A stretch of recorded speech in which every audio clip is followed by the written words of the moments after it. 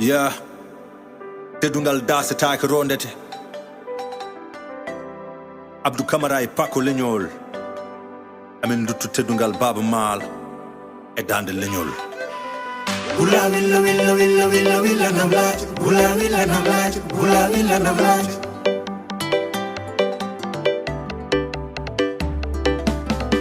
Medayima baba baby malo international kulo.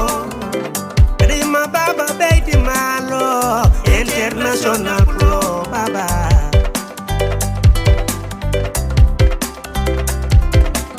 Min mi manta maudo bondo baba wana maudo bondo.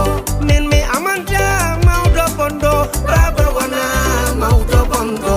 Maudo bondo. Assalamu alaikum bandiraɓe yeɓiyankoɓe Pindi TV eɗen ɗo hande e nder théâtre national Dagno Sorano taw hande ko samedi hawri ko le 22 juillet 2023 eɗen gari nurtade e ɓiɓɓe fulɓe ɓe e dariniɓe pulagu kono noon eɗen gari nurtade kadi e bandiraɗo gorko mo ganduɗa so wiyama hande rap pular tan ma hagguillaji fof pucce makko nde tawno nde heewi kaaƴe nde heewi tuppa nde ko kanko o lewi lawol ngol ha lewi omo jeeya e rappuruji idiɓe yimde pular ha tagi hande rappureɓe haalpureɓe batti yimde partout dans le monde ha jeehi tigui to e international wadde noon ko so wiyama noon tan ma hagguillaji fof jeeya e général Paco leñol sen mbi général Paco leñol tan noon inde nde e hoore muɗum wonko firata wonko heewi koni woni nder kono noon kadi en tant que rappeur haalpular mawɗo tigui e rappureɓe haalpureɓe hande tigui ko neɗɗo gardiɗo tigui label biteɗo art héritage noon hande wonko waɗi ɗo organisé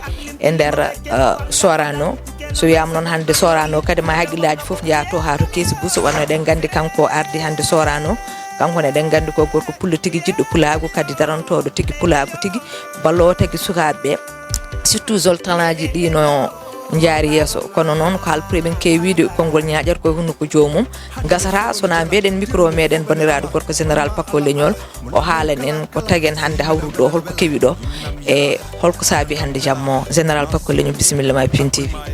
eyyi assalamu aleykum Sali Dia mi salminimo donc mi weltanmama kadi no feewi e aussi ko weltade mawde yiide présence Pindi TV woni hande télé fulɓe télé ganduɗa hoorema machallah woni ɗo ko fulɓe foof donc ko wiide on tan bisimilla moon bisimilla moon on gari on jottima to jeyɗon on jottima to jiiduɗon voilà. Allah jarama min mbima mbani min mbawi andude hande holko kewi ɗo général Paco leñol. eyyi bon en fait ko kewi ɗo ene ko ene mbawi wiide ko programme goto ganduɗa hoorema machallah ko programme mo fulɓe mbaɗi donc woni kadi programme goto ganduɗa hoorema ene mbawi wiide c'est une première dans l'histoire ni est-ce que a famide hip hop pular ay wiide carrément fulɓe ne mbaɗa concours hip hop et donc e nder concours woni ko wiyete ko kawgel ngel ɓe cuuɓo hen sukaɓe ɓe ganduɗa hoorema ɓeɗo Allah ne waɗe mabɓe ko wiyete ko talent donc ɓen sukaɓe kadi suɓateɓe est ce que a famide dutte carrément ko wiyete ko teddungal woni keɓa raaya ganduɗa hoorema est ce que a famide janggo e jaam aduna foof taw aussi no wawa aussi wadde ɓe respecté surtout e on ɗon fannu donc min puɗɗiruno noon programme o ko Dumga donc jeeyi sababu programme o woni l'initiateur ko Keisi Bousso le PCA famille de Sorano donc ko kanko joguino nden ɗon yiyande gila mo woni maire Dumga donc no woni maire Dumga mo jogui nden ɗon yiyande jon finalement o wi comme ko aussi kanko en tant que artiste aɗa andi Keisi wona politicien tan ɓolo donc sa ƴeewi Keisi ko nalanki ko c'est un danseur sabi ko nalankagal ittima ɗo nayimo Belgique donc ɗum ɗon ne bon no yeehi noon ha Allah waɗi o naati politique Allah waɗi o woni maire bon o wi kanko ne peut être omo ittana gueɗal nalankagal donc voilà omo yeccito aussi nalankagal ay o wi noon mo fuɗɗoro ɗum e rappeur uji ɗi nde wonno kadi en gandi hannde hip hop machallah ko hunde yanje e nder Fouta donc hunde hannde ede saɗi nata wuro walla diwan taw ala rappeur uji donc o wi mo fuɗɗoro ɗum kanko e donc c'était en 2019 no fuɗɗi Allah waɗi corona bonni ɗum yehi noon ha nder aussi Allah waɗi o natti wonde maire aussi jonno rutti o ha joni kanko on ɗon promesse aadi on ɗon o firtata ɗum finalement o wi o respectat kanko aadi o ko nden o noddimi o haalnimi ɗum minen kadi comme ko mbiɗa jogui structure am woni art héritage donc voilà omo andi kam carrément kanko hayso woni initiateur wonko wawa peut-être gaynude wonto wawa yettinde ɗum donc o wi kam carrément ko pako min ala ko gandudumi compétition ala ko gandudumi ɗeɗo gueɗe mbeɗa yiiɗi vraiment halfindemo ɗum anani ƴeewa holno gérirta ɗum quoi ko ni o itti programme o waɗi ɗum e junggam no waɗi ɗum e junggam kadi aussi ko wiyete ko neɗɗo ala ko wawi wona bawal wona haydara ko Allah tan aussi yantata won hen gueɗe donc pour mbawa dañji hen ko wiyete ko woni mbaɗi première édition Dumga afin de ça réussi woni compétition min dañi hen 15 finalistes donc les 15 finalistes noon donc konko wino carrément final o ko so jouama Dumga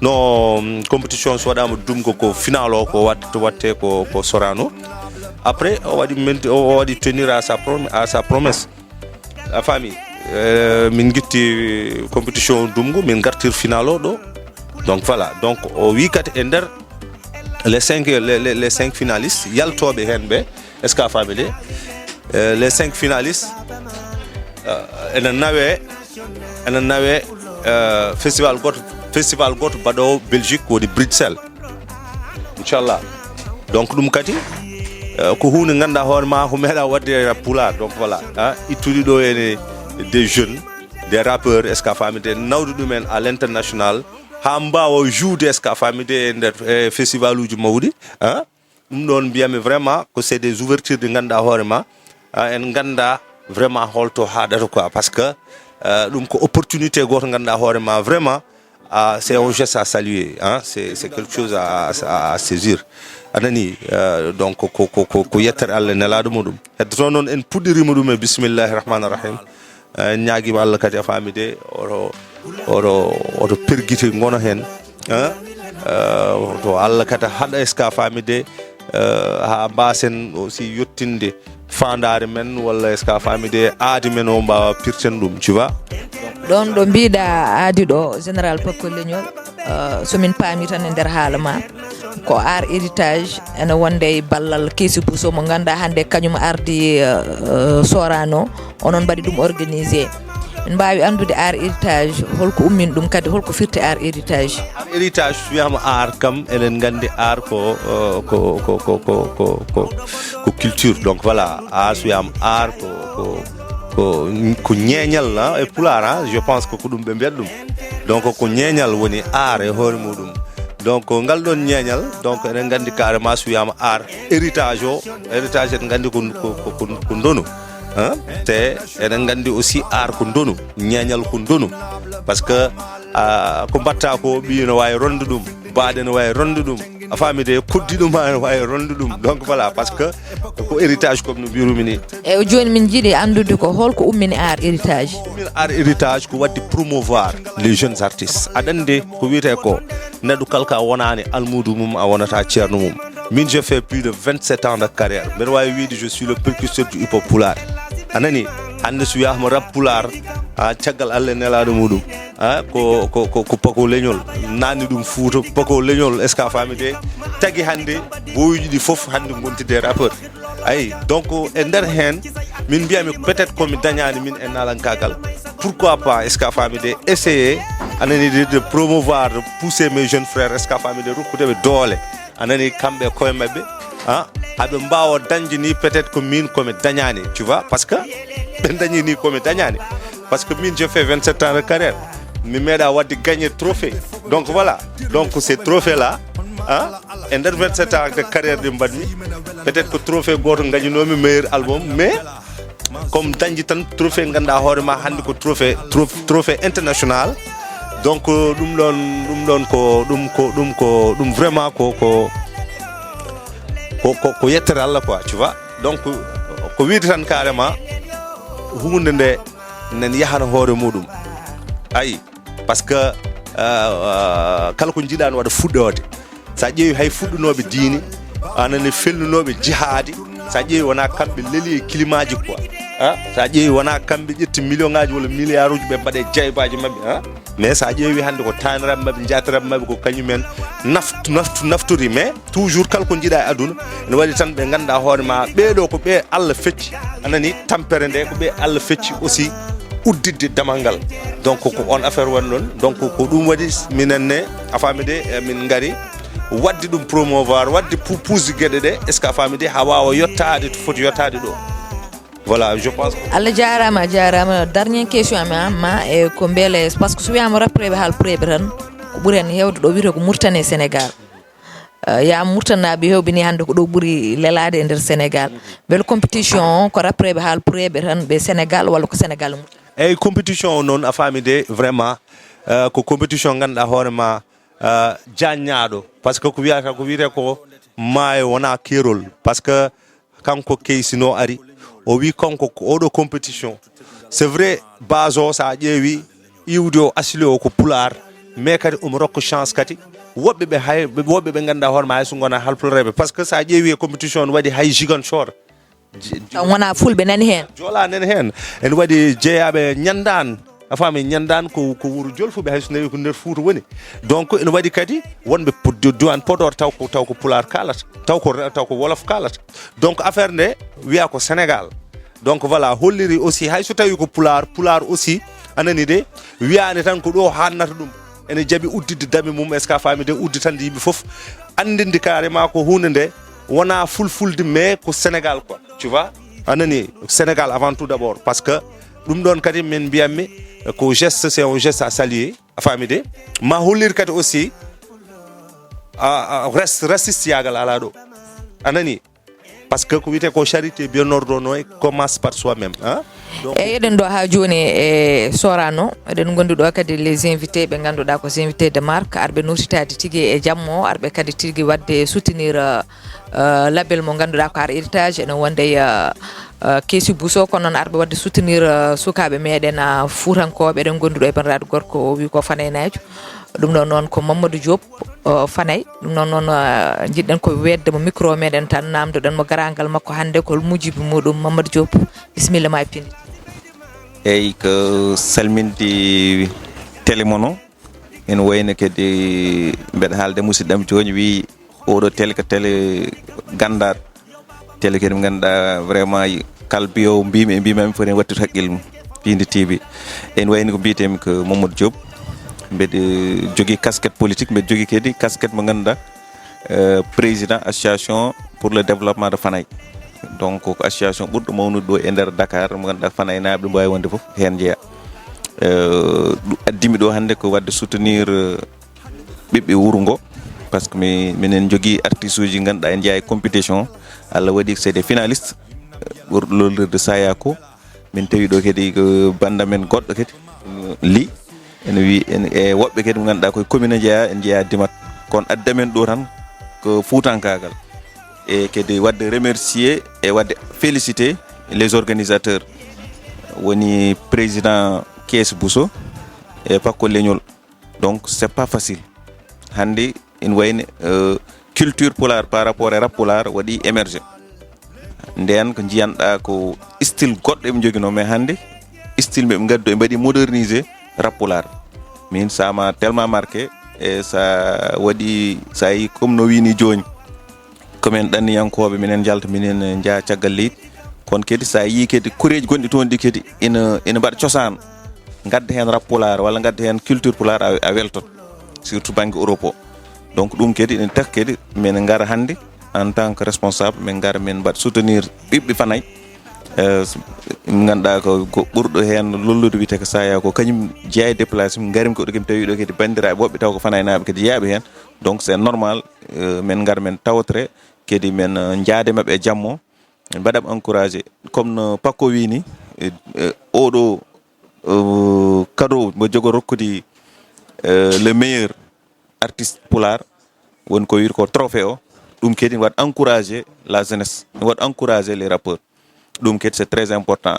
tournée internationale surtout bo yo les finalistes les 5 finalistes kedi dañ ouverture njalt parce que dum weba en tantôt ananat les artistes mbada kombe do mi à Dakar wala des artistes nanade coxla visa donc yeltude leydi ha o yalte presso dum kedi yoda en donc so président kesi wi kanyum in way organiser les 5 meilleurs yo wadum annuellement non ya be kedi dañ esprit d'ouverture ngart wobbe kedi bawo yaade parce que ça hasi dañi cacher visa ana dañi ouverture mondo wobbe kedi se batti kedi édition prochain kedi wobbe kedi dañ sens kanyum men jalt dum ene tax jomen nganda kedi diversité culturelle gonde aduna no way wombe Europe be ken batta arde ka men ene jeew ko woni ga e culture foot surtout rap foot donc dum aussi c'est très important on vous encourage vraiment et télémono e ko batton ko pour wad visualiser hip hop pular wad visualiser aussi yaltindi ciosan e culture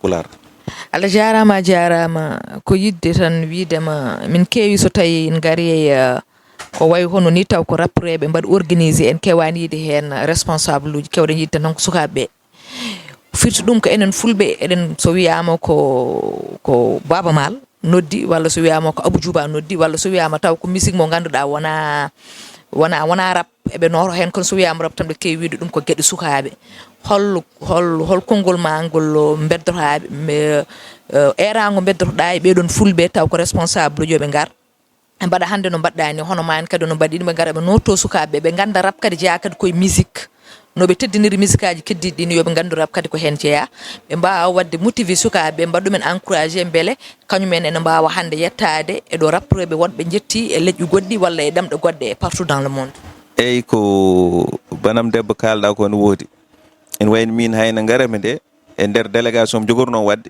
e der inde association pour le développement de Fanay mawbe nen hen kono e jeggi dum do ko affaire sukabe tan ça c'est vrai parce que jomen wonko paamani e rap pular wonke paamani e rap ko message tan c'est que message ene yodo message ene feew parce que hande so yetti joni par exemple saya ko yimar ko so wadi dum décortiquer ma yi ten hoorema parce que jomen kaldar ko étudiant kaldar ko jibnabe kaldar ko développement donc kambe wonbe do be arbe e der compétition presque c'est le même message kon non ko ma communication ya entre mawbe e sukabe e be cius sukabe par rapport e culture on yaratni donc dum aussi ene jeya e ganduda hande no jottimde do ko j'ai dit ça tout de suite mbimi koreja men surtout fanayna wonbe do mbimi yew min bayri wadde organiser soirée Baba Mal kono jirimni sukabe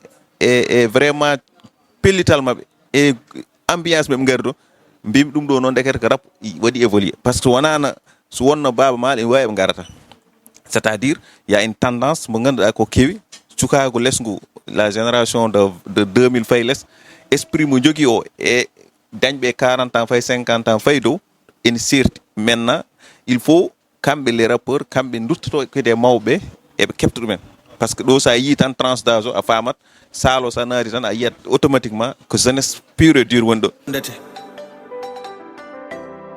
Abdou Camara e Paco Leñol amin duttu teddungal Baba Mal e dande leñol Bula villa villa villa villa villa namlaj Bula villa namlaj Bula villa namlaj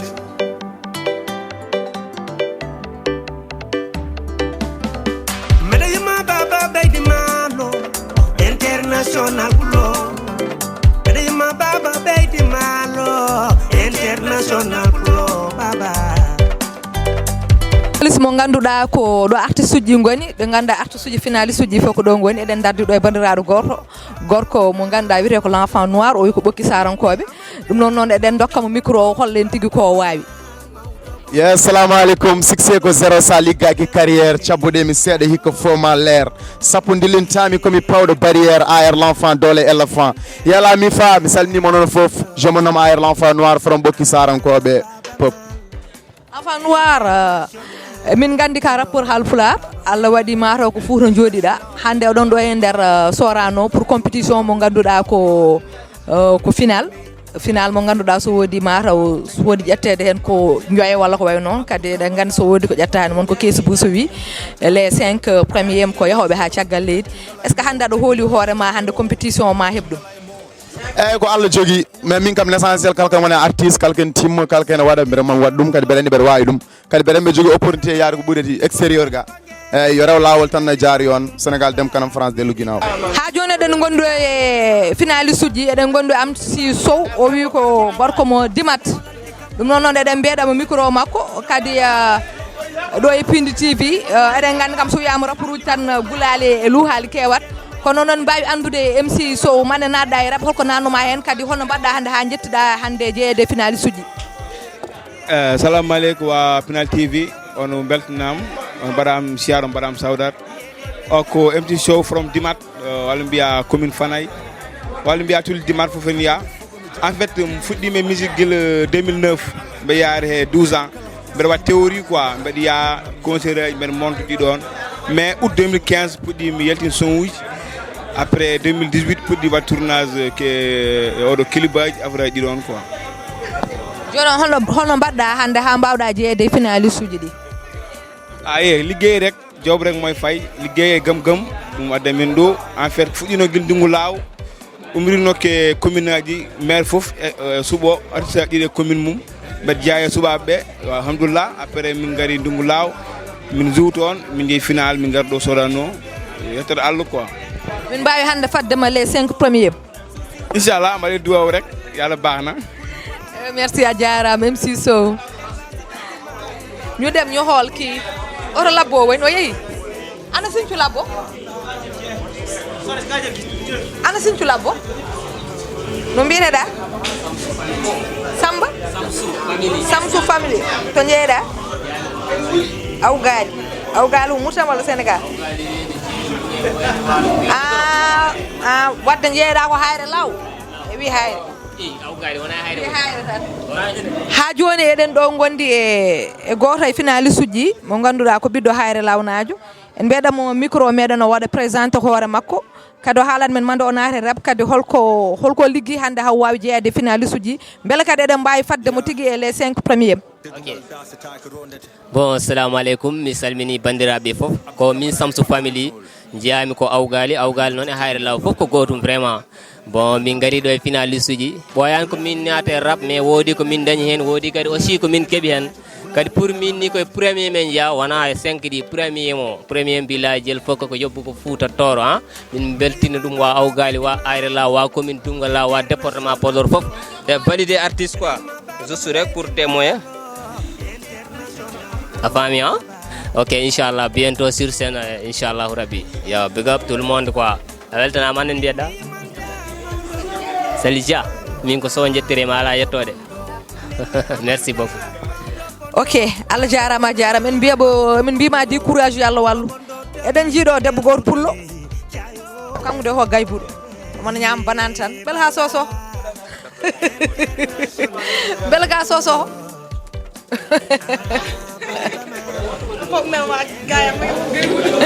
oɗo koye sosoɓe jeeya joni mboɗo fati mona o para eywa eɗen jiiɗo debbo goto pullo omon waɗi cacci makko omo waɗi cosaan so wiyama cosaan noon wiye fulɓe machallah o maari hande o notte jamma o min mbawi andude bandiraɗo debbo mbaɗa présenté hoorema e Pindi TV innema e yettode ma to jeeyɗa kadi hol gadduɗomo ɗo e jamma e holmo garɗa wadde soutenir assalamu aleykum mi salmini denndangal fulɓe tomi ɗo yetto min ko Maymouna mbiyete Maymouna Sy jeyami ko Tareji duwan Podor eyyi hande noon ko RJ ɓiɗɗo wuuro amen kamɓe gari hande wadde tonnerre wadde somin paami won bande gorko mo garɗa wadde soutenir ko RJ woni oɗo dariɗo ɗo kanko ittuma guila holto mbiɗa guila Tareji wadde ko Tareji gummiɗa spécial pour ɗum ɗon joni noon hande aɗa miiji walla aɗa ɗamini hande ndamoma RJ addu ɗum fawa ɗum ɗo e hordema e nawta ɗum Tareji inchallah on jogui confiance quoi e RJ par ce que min jogui hen hoolare mo feewi machallah wadde RJ min calminima eyyi mi salminima mi juurima anne jeeyɗa ko finaliste uji ɗi ha bane debbo ummima gila wuro ari duusima ɗo mbawi andude mane nadda e rap ko nannuma hen kadi hande holko padɗa oɗo jamma machallah ko yettude Allah rap vraiment comme ko min ɓooyi hen ko alhamdulillah tan wiyete par ce que mo yettani Allah wawa yettude sababu saka dañande rondo ɗum par ce que ɗum ɗo ko teddugal addi min ɗo vraiment mbeɗa wawi kadi ko tana men kadi addi amen ɗo par ce que ko mbimami ko tan inchallahu rabbi min ko Allah guerdimi gueɗam foof te inchallahu rabbi kadi momi ƴettindammo mo yettinoyi ɗum donna e tareji tata gudde nammaji jettoɗa jiyantoɗa coynoɗa par ce que ummiɓe donna e tareji tan ɗum tan ƴettini kam ndamo ɗum tan ko yettere Allah no fewi te mbeɗa jogui talent o mbeɗa wawa mbeɗa hatteni te mi waɗat ɗum so Allahu lamɗo jaaɓi wadde yallah wallitide cellal minen kam komin funiɓe komin ajjiɓe so woni no saga men taw onon ɓemin tawi ɗo hande salɓe onon foof on keɓat ndamo nawton kono so wiyama kawguel tan ma won suɓaɓe kono yon pamtan onon fof ko onon e nder koye mawɗon kala bawɗo ƴettude yo andu ko sens muɗum waɗe encouragé kadi yettane Allah ɓe ƴettani ɓeeno yo gandu wona mbaɗani mérité kono noon so yimɓe gari kawguel tan wodat ƴettuɓe woda kadi heddiɓe kadi kalde mo heɓani ngol ɗo oɗo jamma ene wawi jamma goɗɗo gartoyo heeɓa ɗum wadde noon ko weltana ɗo no wiɗon onon foof décourage e mina caggal moɗon eɗen ɗo jodde directeur Keesi Bousso so wiyama Keesi noon wiye Keesi fulɓe wiye Keesi nalankoɓe wiye Keesi jaggude tigui e culture Sénégal foof hande eɗen gandi kanko tigui ardi ɗo e dernier national Sorano eɗen mbeɗamo micro men tan o salmina en kadi o haalani men hol mujibo hande jamma oɗo mo gonɗen directeur Keesi Bousso min calminma min juurimama mi salminima mi juurimama hade commissaire ko wadde remercier kamɓe ummiɓe Mbao Petit Mbao par ce que soɓe gummima e maire mabɓe ɓe gari ɗo minen ko bismadeɓe d'abord e Sorano e wideɓe kamɓe Allah jarama ɓe jarama e aɗa andi rapport aji wonɓe département de Podor walla ni Sénégal taw ko fulɓe aɓe jejjita ko ari ɗo ko foof koye département de Podor woni arɓe département de Matam mais hay goto e mabɓe guila ɓe jibina joni goto e mabɓe meeɗa nalde Sorano wona lawol Sorano ko yimɓeɓe fof jeeyi ɗum mbimi ɓe hitade foof so Allah waɗi hen sutura ɓe gara ɓe mbaɗino concours le 20 mai à Doumgalaw dañel Sorano joue toon aɗen Sorano ne jogui concept goto biyeteɗo Sorano chez vous donc noon e diwan fof e ɗo e Sénégal Sorano ne yaha toon oɗo année noon ɓe mbaɗi toon ma ɓurede 70 walla 80 suka rapport aji gonɗe département de Podor nde ɓe gari toon nde Allah waɗi ko hen ko sappo e joyi jalti ɓen sappo e joyi so garti hande ɓe mbaɗa final o aussi min mbaɗa feere min nawa ɓe mbawa wadde tourné 5 personnes gañiɓe ɓe jaaha tourné Europe ko waytino Belgique en ni amin jogui toon des contacts Luxembourg en Hollande en ko toon min gonno toon min gandi donc ɗum tagui min mbaɗa ɗum hitande foof min ƴeewa wallude sukaɓe rapport aji ɗi eyyi donc minen politicien ji aussi amin poti wallude sukaɓeɓe so politique yonti tan ɓe gara ɓe gullana min so politique gasi tan ɓe berle ɗum noon fewani eyyi so tawi politique yonti tan ɓe gaari ɓe gulla so gasi tan ɓe berle fewani min gandi tigui Keesi ko jaggude tigui e culture halpureɓe kono eɗen gandi so wiyama rappureɓe tan enen mawɓe kewi wiide ko ɓuuri hen hewde mbiyat ɗum ko gueɗe sukaɓe ɓe pamɗini ɗum en tant que noon an ɓoyɗo e culture kadi gardiɗo ko wayno grand théâtre pendant duuɓi ardi kadi hande Sorano hol message mo mbatta lancé e mawɓe ɓe ganduɗa fotɓe wawde darade mballa rappureɓe ɓe e aɗa andi won kadi ko jimen ko yurmini won suko goto ponnoɗo arde si ko miɗete parmi les premiers walla deuxiéme troisiéme o jeeya ko gollere walla mbumba o jeeya mbumba walla gollere hawa gañi yummakko en kadi mo arde pourquoi anda mataw wi ko jiiɗa waɗa rap noon ko liggey tan won rapport aji hande o ɓuuri professeur walla ɓuuri même directeur jogade moyen min mbaɗmi ko danse et théâtre mi yetti hen Allah mbeɗa wawi wiide danse hokki on foof e gurdamam foof la danse wala donné donc no heddi noon neɗɗo so ɓe yiiɗi hunde wallit ɗum hen tawde wona guyki wona ko boni ene yiiɗi wadde rap ene yiiɗi wadde ene yima ena ɗacci ɗum yo wat tawde ko ɗum tubakoɓe ɓurdi en kamɓe so ɓi yiiɗi hunde tan a wallat ɗum e ko yiiɗi ko ene noon so neɗɗo ɓiye yiiɗi wadde théâtre wiye ko huyere walla ko ni anani donc ɗum dal fewani on suwa taper koreji makko ene wawi nimsitoyde ɗum janggo e jaam habde ɓimen wadde rabte kadi ko por e ɗum woni eyi namdalam cakkitingal ma tan ko wiide ɗum ɗo c'est la première fois min jeeyi ɗum waɗe compétition rap ha jomumen jaaha final ha gadde ɗo e ko foti no sorano kadi eɗen miiji so tawi mbiɗa les 5 premier nawe caggal leydi kadi mbaɗa hon participer festival uji mbaɗo toon c'est la première fois e nder leñol fulɓe en meeɗa ɗum taw yiide mais min mbawi beele min mbawi fadde ɗum keesi buso tawde Allah waɗi a waɗi première fois beele min mbawi fadde ɗum hankkandi chaque année beele mbawa wadde ɗum par ce que c'est à saluer mais aɗa ene tiiɗi wadde aussi il faut neɗɗo walle neɗɗo walle kadi ɗo alhamdoulillahi nde waɗete nde ko wallimi hen jaggi hen ko Abdoulaye Daouda Diallo mbeɗa waɗamo remercier ɗum kanko jaggi hen no feewi ha sukaɓe keeɓiɗo keewi ɗo mbeɗa waɗa aussi remercier le président Macky Sall par ce que fof ko mbawi ɗo dañde mbawi hebde oɗo festival ko kamɓe ballimi hen donc somi ari ɗo hannde mbeɗa foti wiide monsieur le ministre Abdoulaye Daouda Diallo vraiment bravo Allah jarama jarama min jii ko mbaɗɗa e rap Fouta dernier moment no mbirumami ni yo waɗe sukaɓe goto foof yo ɗaccu ɓima ko so yiiɗi wadde football yo ɗaccu waɗa football so yiiɗi wadde danse yo ɗaccu waɗa danse tawde ne wawi tawde ko kañum waɗi ɗum yiiɗi ɗum mais neɗɗo yiiɗa hunde kala ɗum mbaɗa goɗɗum min ne jinmi waɗde nde mbaɗmi danse classique danse contemporaine danse moderne mi yaltinama galle mi wiyama komi huyere mi yawni mais est ce que komi huyere hannde mi wona huyere danse noon hokki nawi inde Keysi Bousso ha Mali ha Burkina ha Tchad taw ni wona télévision wala ɗiɗo c'est rare mi yaha télévision mais sa yi ha Mopti a yi ha Ségéla sa wi toon inde Keysi Bousso on nanɓe ɗum nan ɗum ko ñeñɓe Fuutankoɓe wambaɓe Fuutankoɓe awluɓe Fuutankoɓe nan toon nawi toon inde Keysi Bousso donc mbeɗa jarno awluɓe Fuutankoɓe ñeñɓe Fuutankoɓe e awluɓe Fuutankoɓe donc ɗum mbiyanma ɗum woni dernier message am Allah jarama Keysi Bousso emin ñaago Allah tan dalla hebbinta hono ma en leñol ngol nde tawno hay leñol gotol wawa ɓamtade sans culture muɗum ɗum noon min beltanimama yo Allah junnu balɗe moƴƴi battani wadde eɗen mbiya bandiraɓe ha joni eɗen natto e nder sala he min kollon tigui ko bandiraɓe gaddi hannde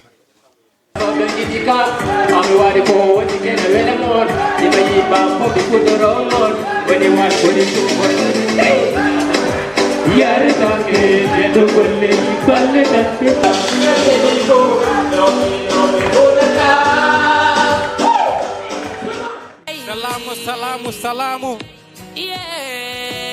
ngai wuli joy ulani aina be yo ndeka jambare bene kedinga santaw Music is my life. Music lenyo amoy sonyo lepo. Music lenyo baga moy sonyo life. Man my se for a penal foot is a house the king. Tal vez se follow back a mangini. Music lenyo baga moy neka sonyo life. Music lenyo napa moy neka sonyo get. Balenyo dondo music lenyo Penal foot penal la penal.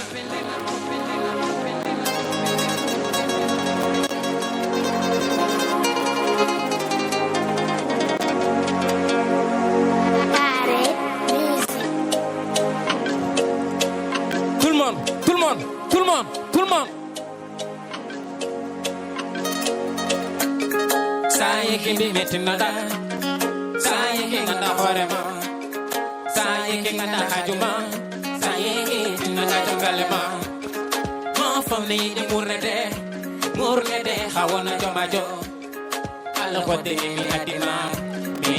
Kona yema swaba. Sogale boni baby foko. Sogale femi baby foko. Saya kena dai isira, saya kena dai jongalma. Hai joma jo, jomale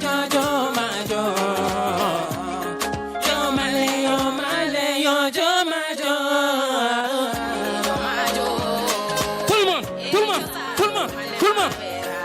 Weta ma.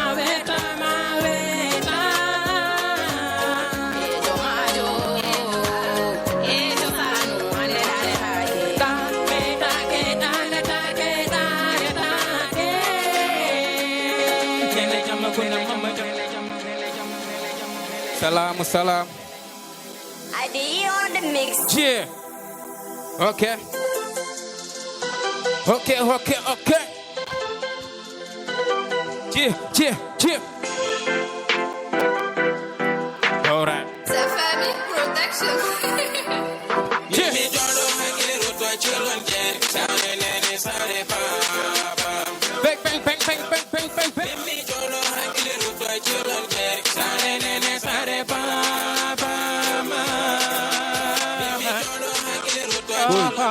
Coolo DJ. Low DJ. C'est bon. Low DJ. Salam. Pinal Foot min calminima. Min juurima am grand frère. Machallah danden weli kadi Yeah. présence senon weli a jogui talent kewɗo. Merci. Donc amin souhaite ma bonne chance no fewi. Merci grand frère. Malheureusement ko semi live et live proposa nak mais ko playback juuɗa.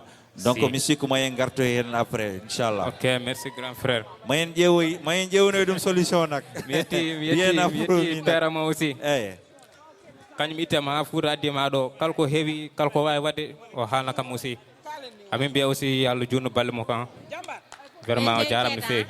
T'inquiète, hade on problème wadi inchallah on va noter. Ça Allah jabi. Merci. Merci beaucoup. Pinal Fouta, maximum d'applaudissements pour Pinal Fouta. S'il vous plaît, que le monde voit. Il a bien assuré la prestation. Vraiment. Merci il a Pinal assuré quoi. Fouta. Après Le Pinal suivant. Fouta, Ndiat a tonton Nyandan pour recevoir sur scène Wedimo. Wedimo sur scène. S'il vous plaît. Salam, barak. Est-ce que Fulbe Nando, est-ce que Parengen pour le saut? Salam, barak. Degouma tara, gisuma tara, yeah, degouma tara. Est-ce que Yenangi fi? Est-ce que fi mongi cool? Natangu jar. Est-ce que fi mongi cool? Natangu jar. Est-ce que donne vela? Ça donne dit kesi pour se jouer mon dos. Merci beaucoup. S'il vous plaît. Wedimo sur scène. En place, s'il vous plaît. Yeah. Bring that shit, my nigga. Hey, Slay, bring that shit, my nigga. Yeah.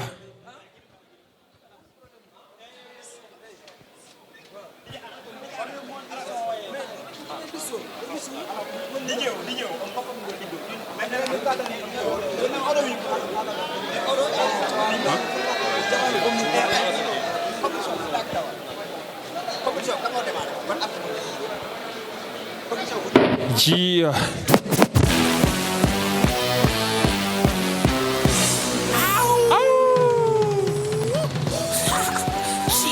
Yeah. Make it rain on this nigga. So I know it's the putting in.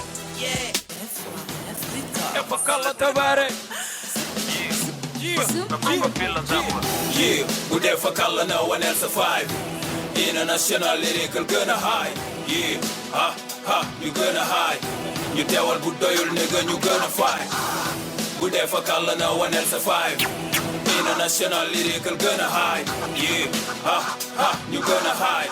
You tell what good doyle nigga, you gonna fight. ñëpp dañuy lut du kenn si ñoom ku si rap doole mawti laa andaale xool si ñoom ku si rap noo cër la rek si ñoo ma gën a réew ñëpp ndax talent beeg flow bi ma rënk du benn bu si nëb master de ci guerre bi taxawaayu bibliothèque mar naan si téere yi bat si ku xaale bibliothèque noo jox ma kaamil su ma paree sëngu set mesuré ne doo xam sama taay fileeg tego chaise mesuré dama njoot si hip hop yàlla xam dama la tiim ba bàyyi lay doon si yow nga foog dama la coloré tax du ma bàyyi bit fu lekk du dama bàyyi rap fem na seen tawu kër nega wowal sa bàyyi mu rap tolloo maag rappeur yi niveau parce que dañoo taxaw te man maa ngi dox bi ma gisee gëm baa ngi dox I talk to you it's dope for you how are you fem nañ bandu lebe bi ne rek ma gën a talk for you laata sa kalaas di dal nigga dina for you I ain't rapping for haters and this is not for you bindu suuf yi ba nga foog ni Baay Ñas moo ngeen bëgg raw la comme ni Moustapha Ñas magee magi ñoom ñëpp dañuy meew ma taxawee gloria amul morom ne ku génn d'office baccalauréat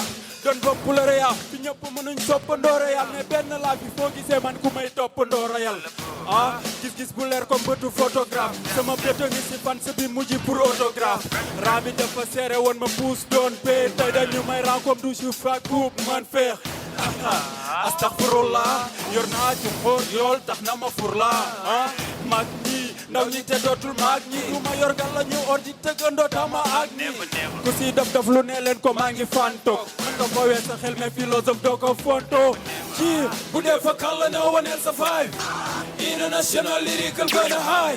Yeah, ha, ha, you gonna high. You teewal bu doyul nigga ñu gonna fight. Bu dee fa kàlla na waneel sa five. International lyrical gonna high. Yeah, ha, ha, you gonna high. You teewal bu doyul nigga ñu gonna fight. Li moo di man di ko def yow. Hands up, doing a hip hop till death yow. Hands up, parce que ñu choose suñu way daka joog doog du suñu sag yow. Hands up, li moo di man di ko def yow. Hands up, doing a hip hop till death yow. Hands up, parce que ñu choose suñu way daka joog doog du suñu sag. Yeah, salmini mon. Yeah.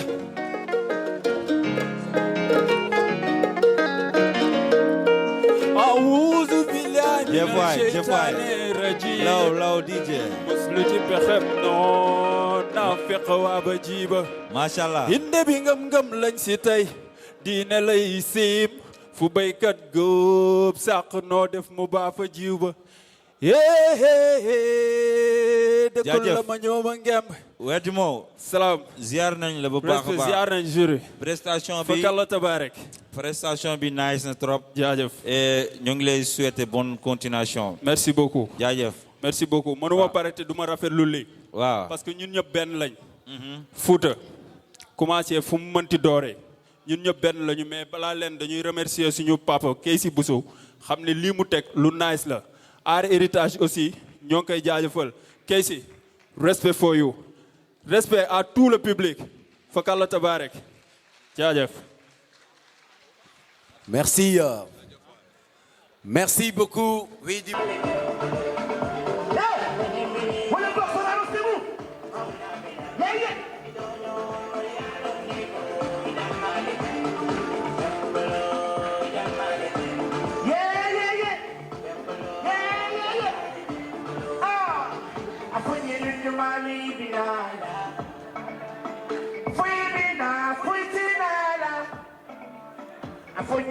Malo si bigila, yeah, fun bigila, fun tigila. Ikano, so me akano. Ikano, yeah, I been the suit to yeah, Bembolo, yeah, yeah, Bembolo, Bembolo, Bembolo,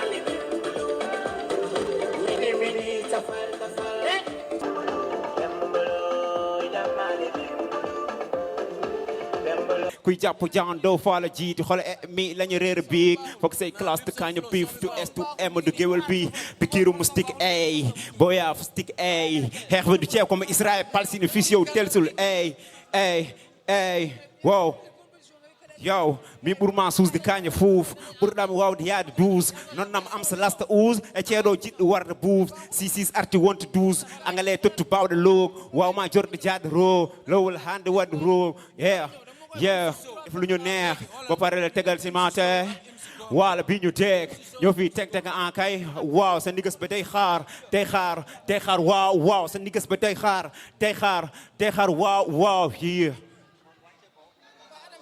wow sol flow hey bàyyi mu dem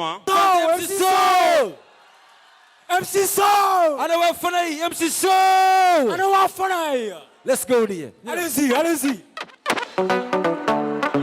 GS Production. Kalle Moro Sorano Sow Bismil doko no kam belam so beri muram jam rebe jam dimali dogani waldi jalo wali fasni bi lasli helidi wal badani kerol jere wal ko tuddi matu won ba fal futa kalle la yotti hawuta so di fier dadra harpular pere mer okle frère what's up ayo mi dani Dani futankodo ji hayo mi dani dimat naɓe dañi ɓurɗi dimat ha yomi dañi jarama gande binɗi ɓamtanoɗo julɓe elmano boukar wima seydi kan duwa wuji ma nafi nokko barkima keddi he diwan o gaccingallam alwali diagne waɗi ñiw ladde yayni on ɗon koɗorɗe tugor marere worgo erkeɗe dokke waddi machallah dattoɗe godini subhanahu wa taala di majjere wal guri eliman jalmaji dango jiiri fare taniraɓe e jaadiraɓe sorono ha yomi dani dañin ko e heewi dañi dimannaɓe dañi fuutatoro dañi keeji guuso dañi bakkole ñol barko kosam pulagu mayita anda fina tawa iwta alaɗe heddi e sari baba adam jawkudanta fulaba lamɗam gaccan aade jegdi danta sano babi koro so toɓi mahoɗo ha yoni dañi ar héritage ha yoni dañi ar héritage mi dañi keeji guuso dañi DJ Adams mi dañi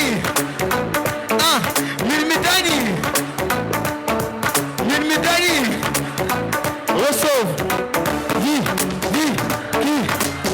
Kalimanto sorono no mon sorono og MG Soul aka Double B from Dimat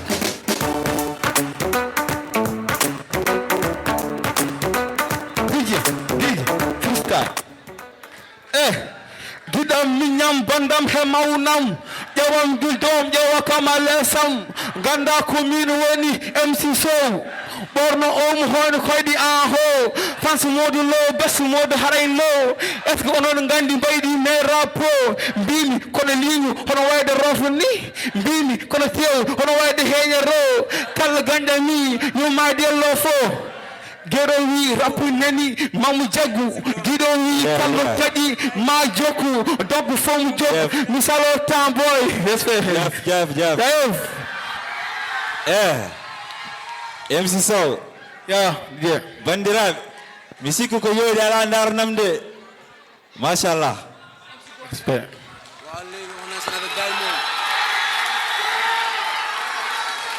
merci merci beaucoup merci MC Sow maximum d'applaudissements pour MC Sow merci allons-y on passe MC Sow merci pour cette Bumba represent, Bumba represent, Bumba represent, Bumba represent, Bumba represent, Bumba represent, Bumba represent, Bumba represent. People, bring kill tag. Come on. Guys, vous êtes prêts?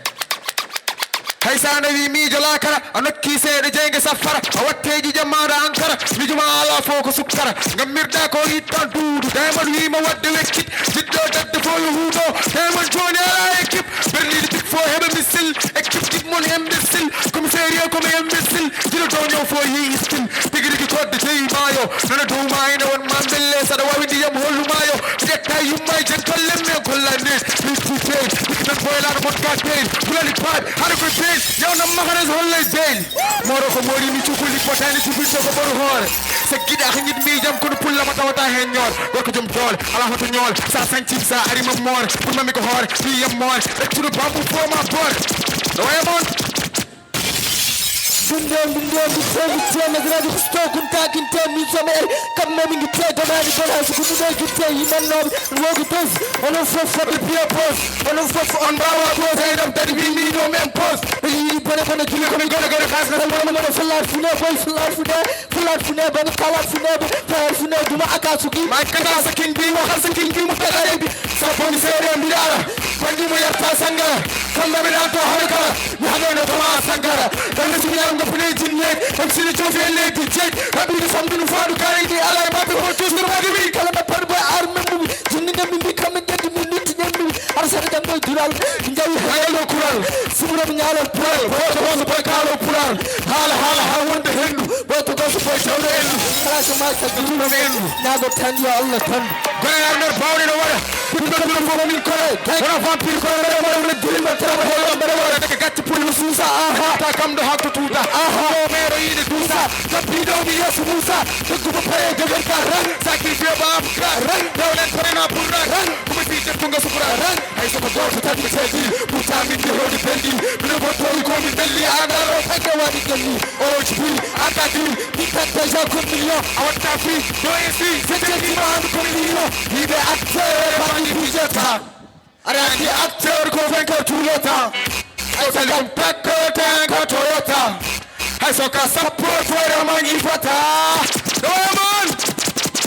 Doemon on kondani bile piso kitego kondani pok Diamond kangelengo pour the soldier villa rasta pala ma men dur baska I'm the poor my nigga now dim ko holio garone delka bimbi kam ko holio ndimi pado felta Tagido sagodi njol jobi do fem ha itam na chenge moko ko berne ne lidu yite andu dore wi ha do ma citu kina petit mami ko ura ko ne weli du hakil ne bado ko pommi janda so mi tede moko tawado woldo tan wadi setade njandu o jabri le sos ko jodo sekada ni ngandu kiti kut daneje pal no daneje bocco ne yiji jodo daneje pal ne to sabini mi mbambi pindi na ko do so ko dadi bi de andu batana gollo ko do ni pu mi kitelen bandara to na jinni to bon hewan dillete be fi for my ear, but you mean up in and make a chicken a sangla. Pulling me burn be me way, yeah. Whoa, yeah. Way, yeah. So I don't know me, you can't download it. If you don't think you can, you might be the bill. Mary Tilani birthday, who couldn't tell you, or Walla Fire. Chantado, how come Nimerama? Put it down to them, how come Nimerama? If you ready, how come Nimerama? Sala telephone, is money Rama. And this money Iranma, and this money Iranma, and this money Iranma, and this money Iranma. Killing Yarako Haji Mumara Kiltara, Panya Bodo Si, Queen Sukobara, did you want to kill Major so to be Siltara? I kill the Safi Kongin of Pekapissara, with a Mutin away, Gandal Kokosari, Kedai and Nomi, Tajidi Didangeri, and didn't you want a job? I'm not sick of the jelly, but I'm the damn attack my who never for the jelly. This man in Gurnam Zigani Jangoma, Ella Konyaki Mamsona, come Jingoma, tomorrow for that, Tamim and Kalisa. Merci. Merci. Tout le monde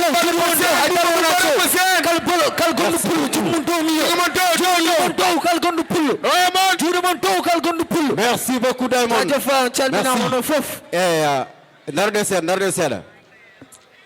Merci, vous avez fait une très belle prestation scénique, hein? Flow et technique au fond, machallah. Donc on vous dit bonne chance et merci beaucoup. Ok, merci beaucoup Diamond. Nous sommes toujours dans le département de Podor. Pour les jeunes talents du hip-hop Pulaar, la musique n'a pas de langue. Mais dans cette exceptionnelle soirée, on parle du hip-hop Pulaar. Merci aux jeunes talents du département de Podor. Léegi nag en mbaɗat recevoir kala jamma mo jiiɗa ne waɗi joomum. Haaloɓe Pulaar mbi kala ko awande foti awaɗo foti awrano foti ina foti fudde nde kadi laya waɗe barke so rap Pulaar heeɓi ɗo en jettat Allah jetten général Paco Leñol dokkemo kelle s'il vous plaît Paco Leñol le général Paco Leñol so tawi no rap ne waɗi hijjore jahata makka ko ƴeewoyde juuroyade nelaɗo sa hawre makko rutto tawi ko yidde hip hop e wawde hip hop jiiloɗa a yi Paco Leñol hoto mawnikino ko maayo gandal e rap dokkemo kelle s'il vous plaît Paco Leñol sans plus tarder o hokkat men 2 minutes mbaɗen présenter certaines autorités après mbaɗen recevoir Paco Leñol le ménagère de Paco est là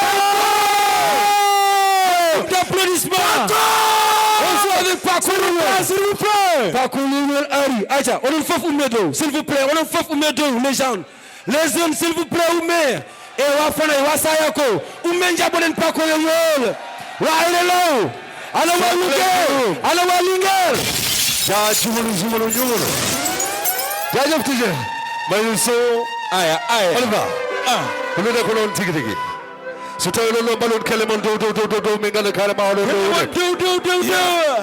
ko weltanade mon weltanade fuuto aya Abdou Camara e Paco Leñol amin duttu teddungal Baba Maal e dande leñol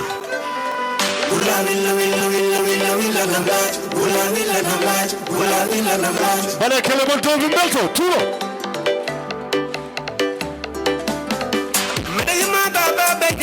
kelto international kale mon jiɗo Baba Maal yo waɗa kele mon dow international baba desa bale kele dow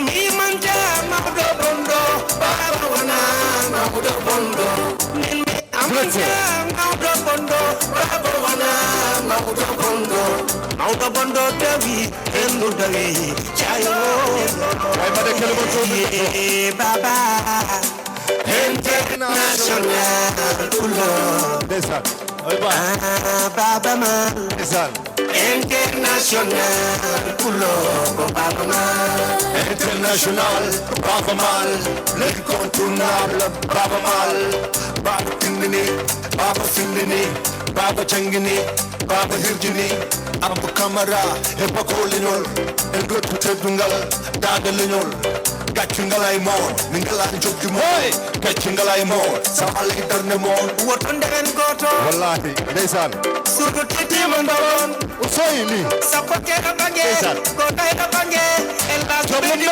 baba mediga fadi fajor kalinen ay jodi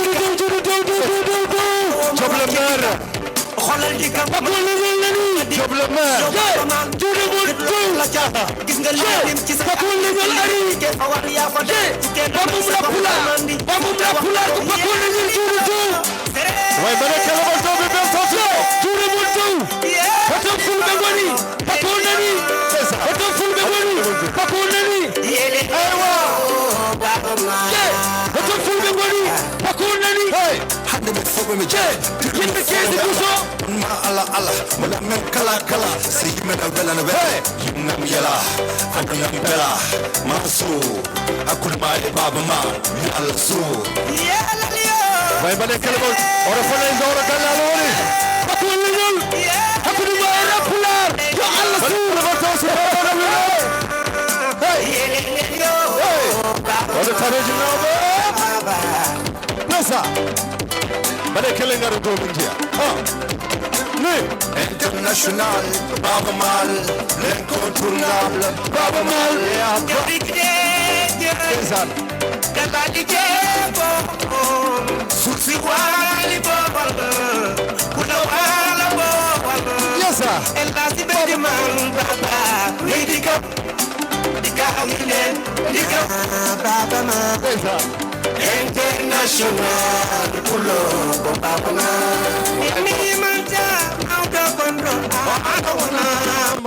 bondo ye Baba international kulo mi manja mawdo bondo initiative de créer un projet pour donner la chance aux jeunes talents du département de Podor pour qu'ils puissent se vendre devant les yeux des Sénégalais, pour qu'ils puissent bénéficier des participations en Europe. Car nous avons horema mais mbida yettu fof ngara mbaddene art héritage et kakif dum ko estafement dum ko yidde wadat non galle faadata ko bernde jom galle o faadata pako bernde mane yaaji pako amin beltema so don bela pako ndokimo kelle s'il vous plaît jammo gasari pako bismillah ma merci beaucoup halabe pula ni senebe ni ma yimbe mum yidbe mum adorta ko yummum pako welcome to you acha joni en jahat siri dembo toro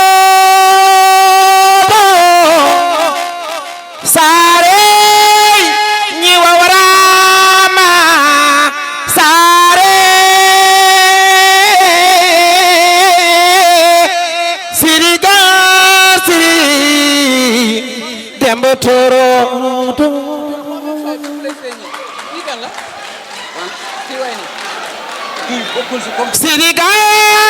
siri dembo toro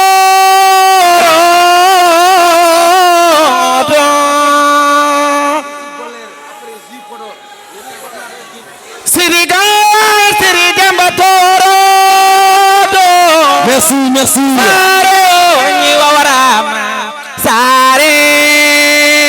Merci. Yumaro kuma wajoma Bamaro kuma wajoma Safoma ndote ka hunda jota koma Siligan sili dembatoro. Merci beaucoup. Wana Elage Baba Mal ko Cheikh Mal. No tawno ko Elage Baba Mal fonno artido hande kon omo jogi gantu. Baade o arani non. Bedeno do alay sagumi weddo dane makko no hanirti ni. No tawno ko dum endam ko dum ƴiƴam kadi ko gongo. E tigi rigi Allah jarama merci. Merci. Merci beaucoup. Merci délégation monsieur Abdou Karim Sall. Abdou Karim Sall, maire de Mbao, Paco Legnol, Salminimon. Il est content de votre présence, pareil que la présence de toutes les autorités ici présentes. Paco, je pense que le message a été bien véhiculé. AKS. Merci. Donc, Minga Denimon Baba Mal, on dit Paco, ma petit Paco Ar. Tout ça, c'est pour vous montrer qu'il y a du talent au Fouta. Merci Kessi Bousso d'avoir l'initiative de donner la chance aux jeunes talents. Kala ko jiida ina wadi dono, kala ko ala dono firtigo jangaka huñaka renaka dum reftetake. Les jeunes du Fouta, est-ce qu'on est là? Allez-y. Ok, merci. On enchaîne avec MC Sour. MC en place. MC Sour. MC Sour from Golore sur scène.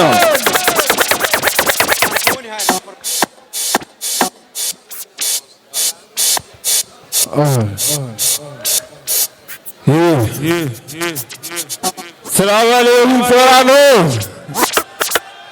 Nelil Fouta am na rap. Fouta am na rap. Fouta am na rap. Microphone jungam.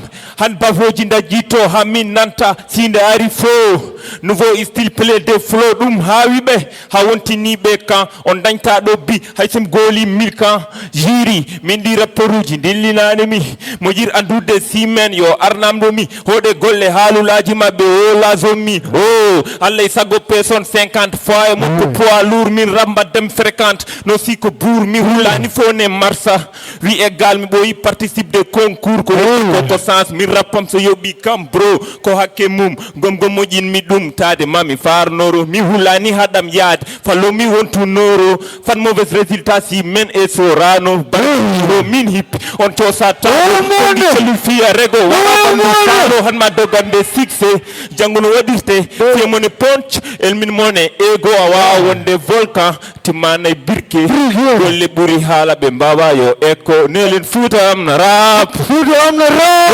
Fouta am na rap Fouta am na rap Fouta am na rap Fouta am na rap Fouta am na rap Fouta am na rap ma cerndo ne jakon min mi mari nat est-ce que code show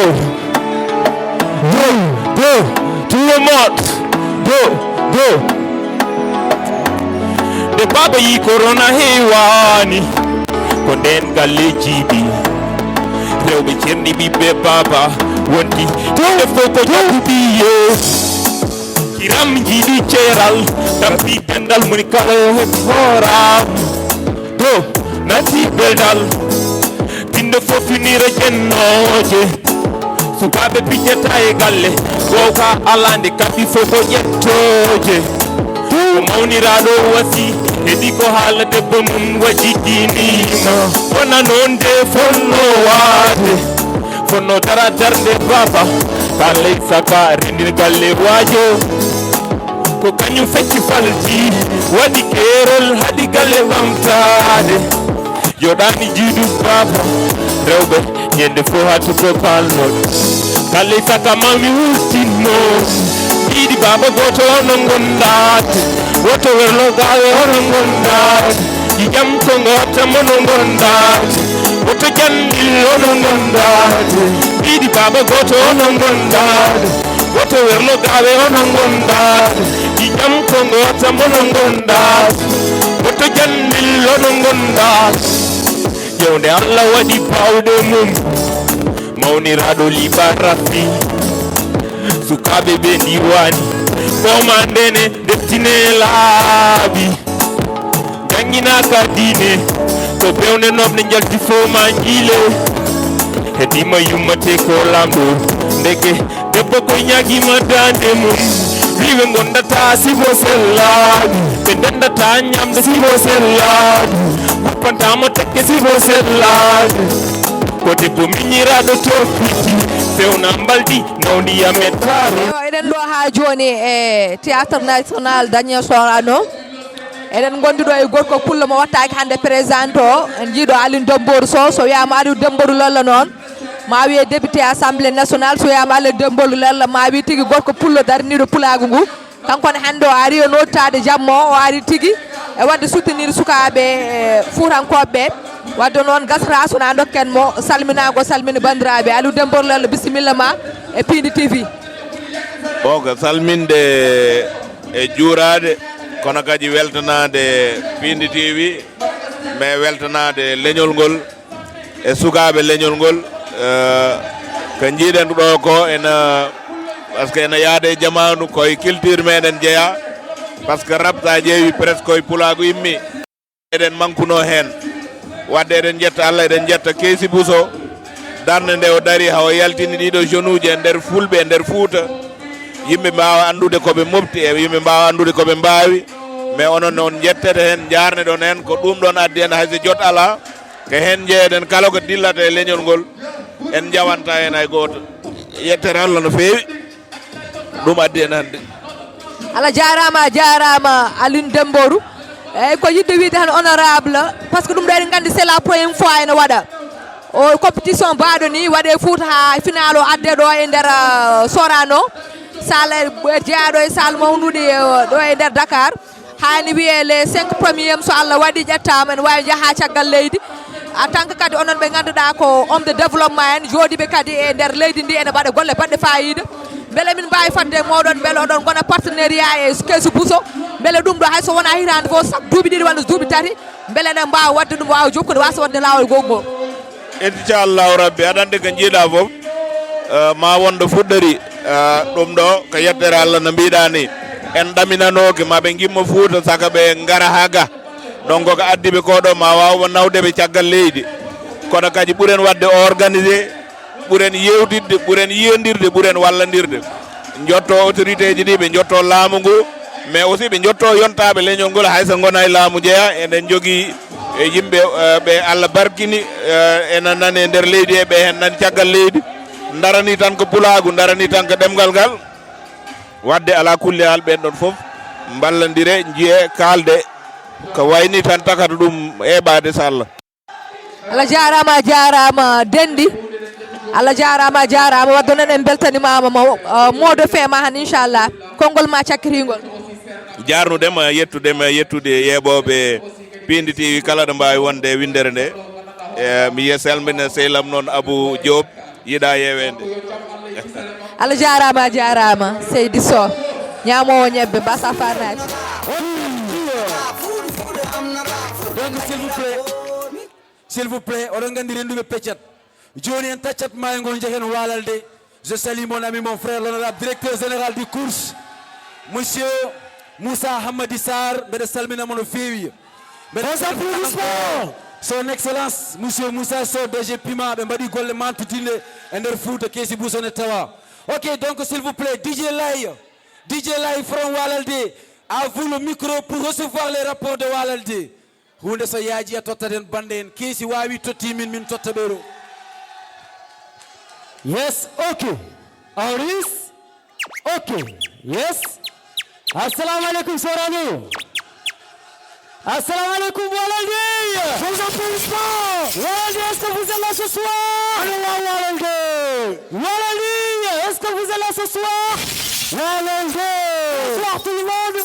C'est un plaisir et une fierté pour moi, DJ Lay, l'harmonie lyrique de Walalde Bagalamba Djaradjassa, d'être là aujourd'hui ce soir parmi vous pour justement assister à cette compétition exceptionnelle. Mesdames et messieurs, s'il vous plaît, si vous êtes là ce soir, j'aimerais vous voir avec des applaudissements pour Moussa Keisi Bousso. Des applaudissements. Des applaudissements également. Merci. Des applaudissements également pour Art Héritage de Pacoléno. Vos applaudissements, s'il vous plaît. Vos applaudissements. Merci à vous. Alors, mesdames et messieurs, je suis venu justement ce soir accompagné de Bozoualani et de l'avocat du Fouta. Où sont les forces de Bozoualani et de l'avocat du Fouta ce soir? Allez-y. Alors, dans un instant, mesdames et messieurs, nous allons accueillir Bozoualani. Dans un instant, il est là ce soir parmi nous. Alors, DJ Cizé, ok? Voici Bozoualani. Allez-y. Yeah, what's up, my nigga? Okay, Chaddo Baga Chaddo Law Toro Dago Pirno mi ɗum ko galle kaw tanu Boubou Siré Salif Siré Chaddo finidire tan felli laamin ɗo ko hani darta mi konti mi haalama holi mino haɓa wuro wodi on ko jara wonno ok pour mi yalta hen yaka deux façon so wona dine tan kana wonta farmaçon galle bos mahi ɗum ko deux maçon e kana bacce mo dala sodde vrai garçon eyyi ménagère utolmo solution et puis andi boji kana bako champion eyyi eɓe jiiɗi limtede poyeɗe noddu boji gara momi koyeɗe mo timmi marudi est ce que ne falani ko jahede kamɓe fof mi rendinimo jomi lista cote ɗe joni komi togɗo haala janmi rakadi de coni pondite mi firti o warraf jomo fakki logo bomi jogo carte gam e mbaw fode niveau hayso bama woni Tupac artiste rokoni carte d'identité boy mi sek musique université kana Diop Anta Cheikh DJ shit yeah where you work nigga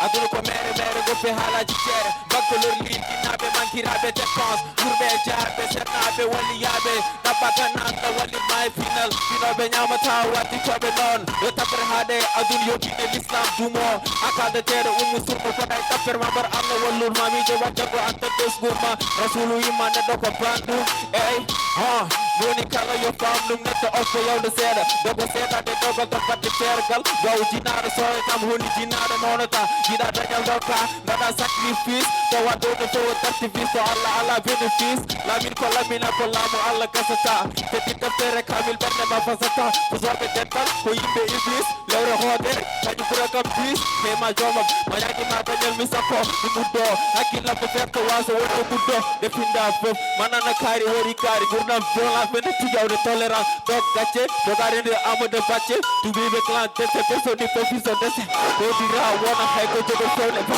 ɓiɗɗo mawna namdo bamu rutta wonta gacce yimi akusa maneni ko rasul halle ko feeñi allahu akbar jogo salade ki subar ey ayiɗa yiide arsugo ma ayiɗa nande a bonni conseillé ma e bone addude fof ko neɗɗo ɓurni cikkuɗo kañum ɓuuri addude fof e teɗo jartiniɗo on ko jaɗiɗo duniya malaɗo markisaɗo goɗɗo welsinaki parfa e yene hoddir so gacce coodi mbima ɓurimɓe feere so wandu yettani lekki ala wuɗi komi ƴewɗo leydi ƴewmi asaman gandum mi gonnen ko ahru zaman woni fof ne waɗa beela fitadu mum jejjiri ko ɓeno kañum woni jomum duulen doren jakkoɗen mudoɗen lora aljannaomo nannume duulen doren jakkoɗen mudoɗen annama tulo dijillowa jaajëf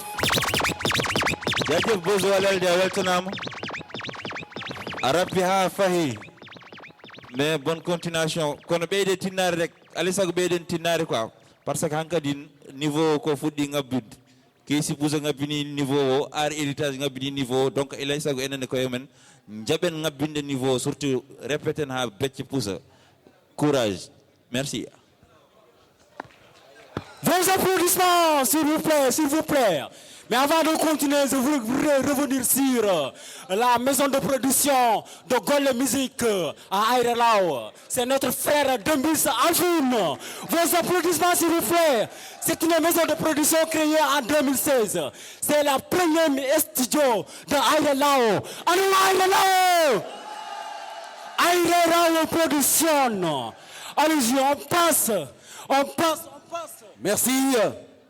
Merci. Juste pour y revenir, chers amis, chers artistes du département de Podor, Golle Musique Production derrière là où vous déroule le tapis rouge par l'enregistrement des bons sounds de haute qualité. Ça se trouve à Aïrelao. Allez vers Aïré. Ce doc de Yonti Dara de Gogache. Demandez découvrir Aïrelao. Aïrelao Musique. Ok, les gens, parlez. Funjum.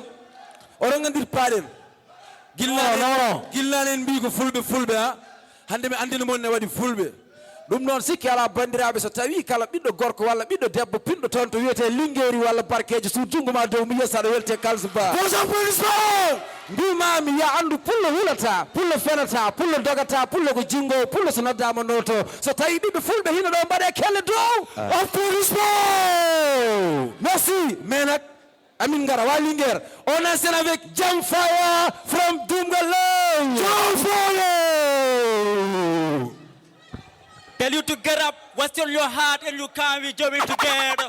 And we refuse to go back, so that we go forward. Because one person is not enough to get is the reality. Visit with free don't want to come in. Get on your food out to London. Assalamu alaikum.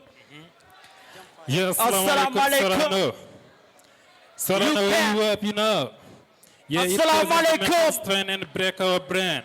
Women, men can't be at this pain because 20 people slow down the ocean. You know, Babylon is not the only solution, but we refuse to understand. Yeah. So you can, I can, let's stop clandestine. Again, we still feel the pain because problems rain. Barça wala Barça ko yolla dandu en you can, I can, Senegal, we can, stop clandestine, MG Mijon Jen. Ko jeli de demal awe ngayna ka Mijon Jen. Présentation de beau music culture Mijon Jen. My daddy give me as a sound is a place where people is around. I was speaking a word is a village to the town, you know.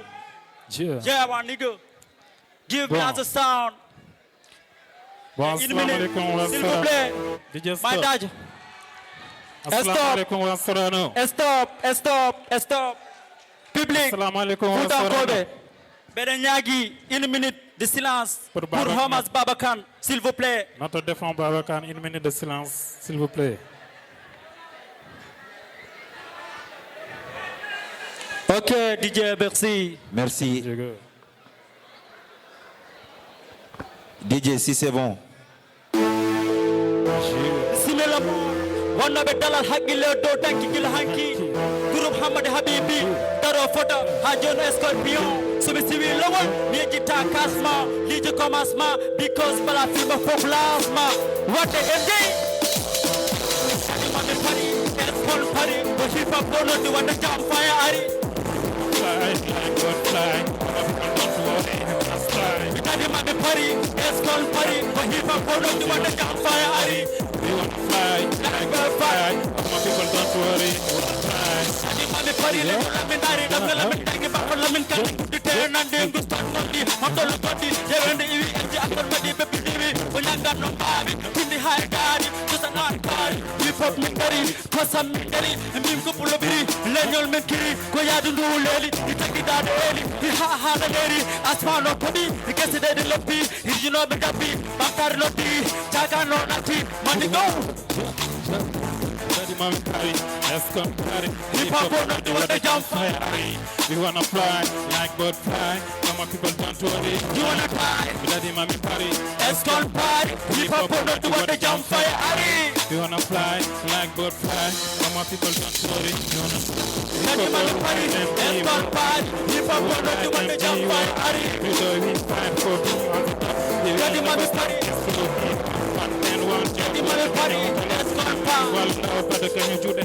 Mother Gambia, come to the me, my judge. Not only the Simila mon, Daniel Bimon, I don't even come. Because I'm like again, you buy back again. MD Aton, you find them one, family of fam, Nelen Jam Fire, you're the sea fire, Kalad Bomb Fire, cut to bed for, can do hardcore, get a lot, and take on, Jam Fire, Del Ape, Ambassador, Ram Tiki Boy, you to be sick, and then you think about the Jackie, sensible, who will put that, Hamala, Susan, and the dog at the chat, Mommy, I'll be good to pull out, what did the tiger, you know the tiger, Ram Tiki, to be sick, boy, to the boy, Daddy, Mami Pari, let's go party. If you ever know they want to Jam Fire, Ari. You wanna fly, like bird fly. Some people don't worry. You wanna die, Daddy, Mami Pari, let's go party. When you pop on the Jam Fire, Ari. You wanna fight? Hey, what up? What up? You were right if you do we fight for being as a top. They will never solve this boy, he top one time. Daddy, Mami Pari, You the half man of me, fuck good and it's not only the hip hop. Looking for development, for educating the hip hop making for the well-being of the one being, improving the very conditions of living. That's why we are working, learning and work. Even in the morning, we flow this way. Jump fire, go Jungle Barbie, ASKS. Of the mic for AK, MDJ, every day for no I know later on after 4 many years, like is the iron which shine. Like the diamond is not to do, hip hop entertainment, a lot of acting and not so net. We daddy my party, let's go party. We daddy my party, let's go party. We go party, we can't party. You wanna fight, like go fight. Our people don't want, you wanna fight. Daddy my party, let's go party. Okay, come on. Don't fight, you wanna fight, let's go fight. Don't worry, you wanna try. Yeah, you understand? Yeah, man. Go. Istanbul team. Yeah, man. Yeah. Graya Puto Toro. You know. Merci beaucoup. Merci tout le monde. Alors merci tout le monde, merci beaucoup. Yeah.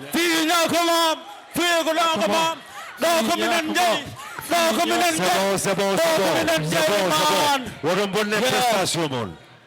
Ok, Bandrabe Boussibé Tetoubé. Merci.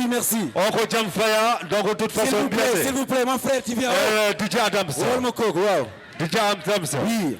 Mais du jogi commentaire goto mo madame Sénateur. Donc voilà. S'il vous plaît. Bandrabe Boussibé Tetoubé, on dit dum do.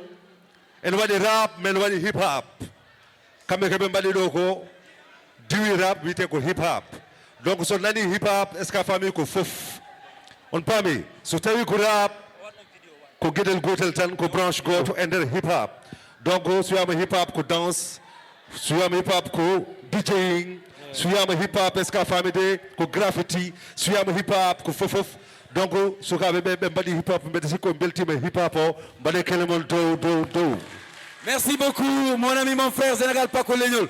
Monsieur Kessi Bousso, commune Nyagima, ya Archalmina Odo. Mais ko amiko Bandumandu Wuli.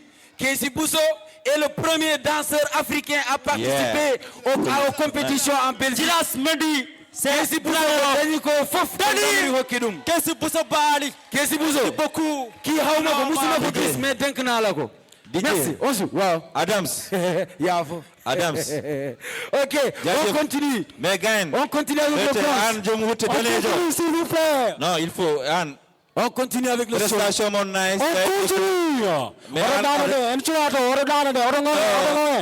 MC, fatana mi libre d'être là, prestation mon nice, vraiment, on occupe scène mon. Mais vraiment, ender chanson on tellement low. Donc il faut bien plus de technique parce que rap ko technique, yata ko technique. Donc on beltona ma woni gonga. Merci.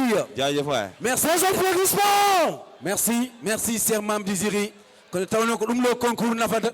Woni do ko koye, woni do ko Paco Legnol, woni do ko Vito. J'espère que MC Call ça va vous plaire. Sur cette belle terre, je ne peux pas me taire de vos affaires. Car vous avez tous l'air heureux, mais non malheureux. Devant vous, je ne serai jamais fatigué. Ndax man ngeen di bégué. Chaque jour, yéen a may supporter, di ma ñaanal te di ma encourager. Kon tu me def lu di leen féliciter car vous êtes ma moitié. Domingo à Kimse, des morceaux de 2009. Bu leen ko fàtte kon jël leen si loo ngeen noote. May sama first time sur scène. Fii ci Galsen. Jul na wali to jullo ko wadde juulowo wadde juulen koren diine men ponken kaɗaɗi Allah gaccenno Allah rewrete gandal sukaɓe men e diine islam ne en lewru korko koren jawdi men so heewi cakkoren usten fijirde wonde julɗo haɗane waktuji Allah joyi he ɓernde ma foti ko laaɓ te kadi wotonde faat woto añan hay goto saabu addunen ma bakkata sika goto wallu kala mo ɓurɗa doole hey julɗo woto yeyi banda doole mi wawa haalde diine mi yejjito hilifaɓe men mbimi diine sandaji mbimi wala seranaɓe sandaji yongon horsinaɓe saabu diine kamen goni saroɓe goram kamen ƴettay galeji gillo ko sukaɓe goram nawa e duuɗe goni janguinteɓe haala Allah ɗemɗo goɗɗo ɓe goni timoɓe goram ɗo ɓe jata tough falkurana ko be joktibe MC Kalsala young from New School the tegu nice my niggas beat all the school rap feel tere my nigga to do moko cafe dem ka all every day mo don sama tere nigga tenga de buda denga ya kare duma fi felle man ma mona rap wala ñan ñu ñoo ciune leki say dari boy sabe dum ko daddi es nu ma nigga es son to mi do dari MC Kalsa ari artizuru junjabi nigga min ko mi ngari kalal de mbi men der nai wodi boy sikadare matan mayinga leka sama assurance boy under my okay King Kalsa young Arafat la ci kaw chante gusi bit ma nigga tema fat la rap rek lay def dama xaraba don saf don king ma nigga Franco lay ci seen kaf ñana ñu demenu rool jigéen juy nak ma fe tak tegu si beat malen ëpp fit sama keppe maaka am doyelu nga ma jaasi dul dema tul fale uma seen jaasi moytu leen ma bala ma leen di yay ni biscuit yéena ma jiitu équipe nationale te malen ëpp bit si jox ma cër producteur yi man la ñu wër kana xamoo ci aran hip hop fi dama fa doon nga ni mami ba min ko mi pullo an ka pullo adu jungo bi mi ndaha jungo e njiden yoma wala njiden baba bele pulago yara yeso Kaysi Bousso ajarama jeunesse africaine hebe membre remercier balle jude battane moƴƴe monsieur le maire yere sow mi salmanima député Aliou Dembourou mi salmanima yere sow mimi elsuloltimayma département Djourbakade elamato yimɓe jarde hoore ma waɗi ko welte Fulago ngone yime fulde njalte ko leñol jaangol caringol e Africa tabe tawe hata diaspora Fulago siporte ko karasire ganja ya ware ko la gacce Fulago noti ndimago noti neɗɗago farnarebe na e fonko ɓe dimade romɓe jawdi ha heewi e ngaloji jomin coyi e goloji joɗɗi joloji fulɓe kewi gande kewi sirloji namtiɓe aada Allah waɗi ɓe yimɓe dine mo yetti fof limtan na wale yaɓe fulɓe ñabo joba kambiɗa antrakuloyo kutro yiten yumman tawinay meɗen jofiyo yaɓe haynaɓe nayi ɓe jogi sawru kangeya Fulago yimede ko finatawa Kongo sude take nyiwa ayne take Sole huru teten innama fulbe chiptere Bel toro tobe firi lengi wala nyanyoji Rimbe ranebe dobe njalti fobe njete Arnjen jolo vremobe aynabe merci beaucoup Machallah. Merci. Il y a quelque chose à dire Il faut le dire. Avant tout d'abord Keleman dowe Kaysi Bousso Keleman do Sorano hoɗo gandi ko cohlumi caggal de jettuɗen Allah julɗen en nelaɗo jettuɗen jinnaɓe men en jetti mawɓe ɓe hilfaɓe arɓe ɗo foof miɗen on ñagano yo Allah ɓownu darde mon e nder Sénégal kono Kaysi Bousso a teddani pulago Afrique mi wiyata Sénégal boom on est fier de vous miɗen ma ñagano yo Allah hokkumi balɗe juɗɗe battani moƴƴe général Paco Legnol on est fier de vous membre du jury mention spéciale à vous et au tableau onon public onon codantomo Kaysi Bousso watta hen hay mbuɗu mum c'est vous qui vont acheter le tableau pour monsieur Kaysi Bousso l'artiste international waɗam ɗo lekketo miya monsieur Aliou Dembourou bisimilla moon teddungal Aliou Bousso teddungal Kaysi Bousso ok merci beaucoup le temps et merci ɓaggu ɗum ɗa en ɓaade tama ari merci tama yoni alay sago mbaɗen gooɓe jiile woɓe rokka bande merci beaucoup donc Kals merci beaucoup MC Kals organisation merci normalement mi fotani arde ɗo mais ko wonko jinmi haalande on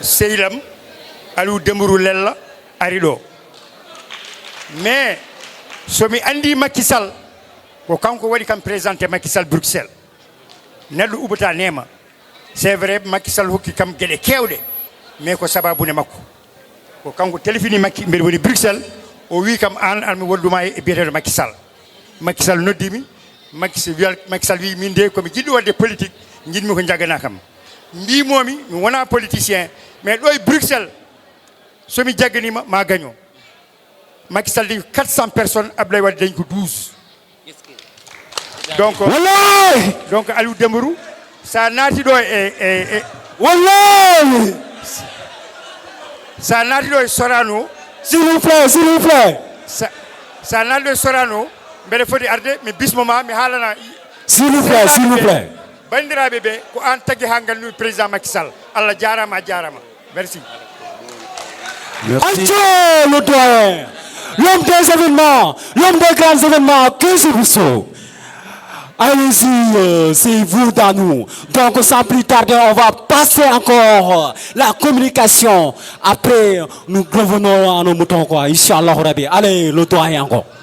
Fuɗɗorade inde Allah d'abord, julde ɓurnaɗo windere, yettude jinnaɓe, yettude seremɓe, mais aussi yettudema monsieur Kési Bousso PCA Sorano, yettude général Paco Leñol, mais yettude aussi sukaɓe fulɓe yontaɓe wonɓe ɗo e nder oɗo salle o, yettude aussi les responsables ɓe ganduɗa ɓe eɓeni ɗo hayɓe ngala ɓeɗo ɓe ganduɗa mbaɗi hen juuɗe muɗumen, mais sen darima ɗo c'est grâce à honorable député Aliou Dembourou Sow, président de la convergence des éleveurs pour l'émergence du Sénégal, mo ganduɗa aussi non seulement addi ballal mum pour yidde wallidde e wallidde programme o, mais aussi arde renda en programme o tan ina rokka meɗen ko jiɗɗen.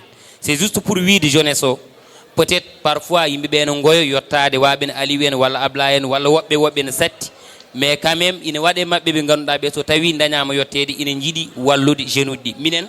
Min mbawi wiide tan ko Fouta quand même ina jogui talent, saabu waɗɓe ɓeɗo rap min mi jaɓani beela won wonɓe Dakar ɓurɓe ɓe jogade talent heddi jomumen ngakki ko wallede.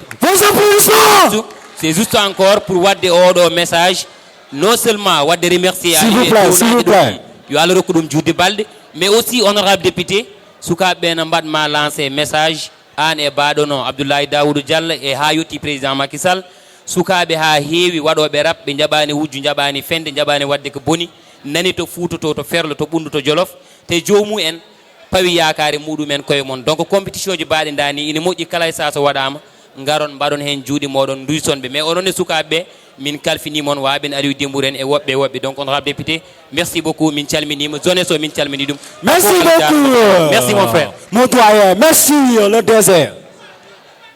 Merci beaucoup, merci Jalal, min beltimo message o waɗi passé.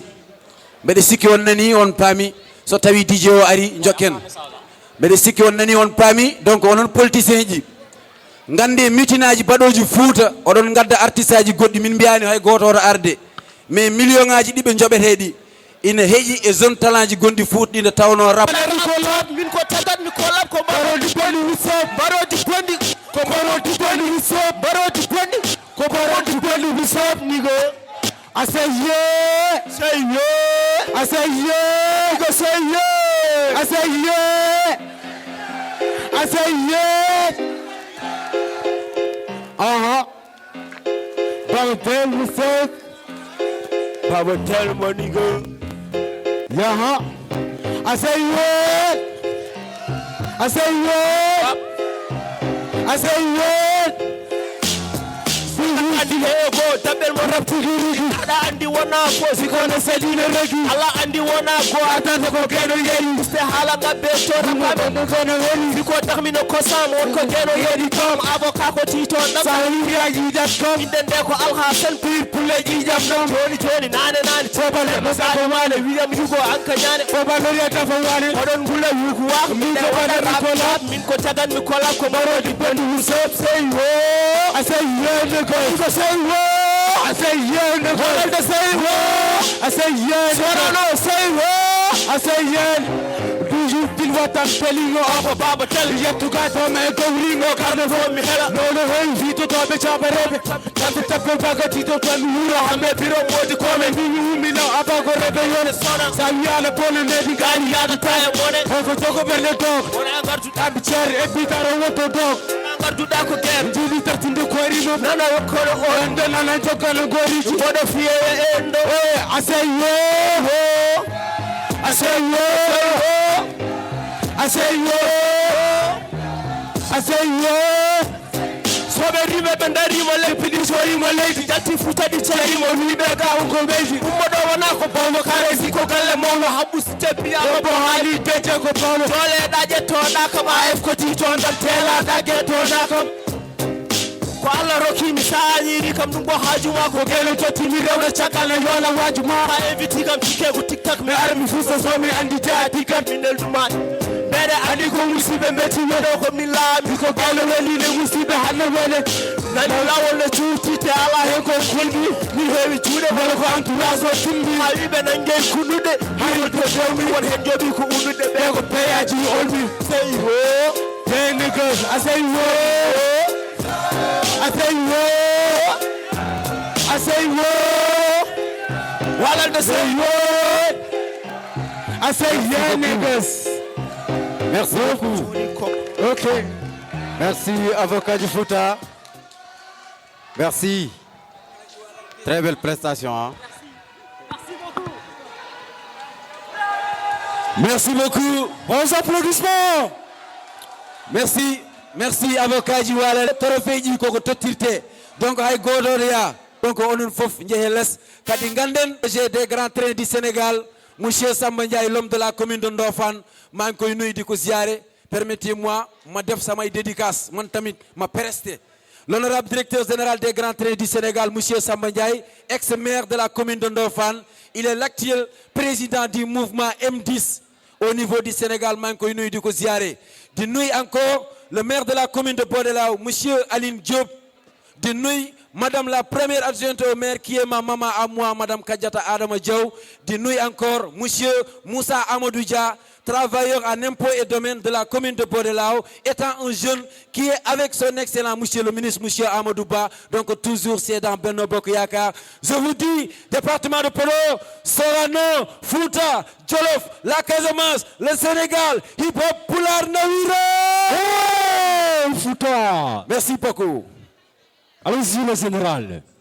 Yes, salam alaikum bandiraɓe musidɓe tedduɓe on calluminama onon ɓe fo e kuɓal on beltanama aussi on mbiyama tigui rigui donc ko adi foof ko wiyede tan oɗon jarlo oɗon jaafo nde wonno jonde nde juuɗi eɗen gandi aussi jammo juuti mais kadi so ɗum waɗi eɗen gandi ko pulagu donc so pulagu noddi pulagu noto tigui rigui te eɗen gandi jiɗɗen tan ko avancement pulagu jiɗɗen ko nawri pulagu yesso tigui rigui donc min woni général Paco Legnol PDG de Art Héritage. Art Héritage ko label goto de production garɗo Escafami pour wallodirde sukaɓe ɓe pour wadde événement ji ɗi ganduɗa hoorema pour nawde Escafami les jeunes talents mbawa yettade to jiiɗi yettade ɗo tigui rigui te inchallah so Allah jaaɓi won surprise aji kewɗi gonɗe nder mon jii so Allah jaaɓi inchallah ma wod no mbayi donc mbiyami tan tigui rigui onon waɗɓe accompagné le public onon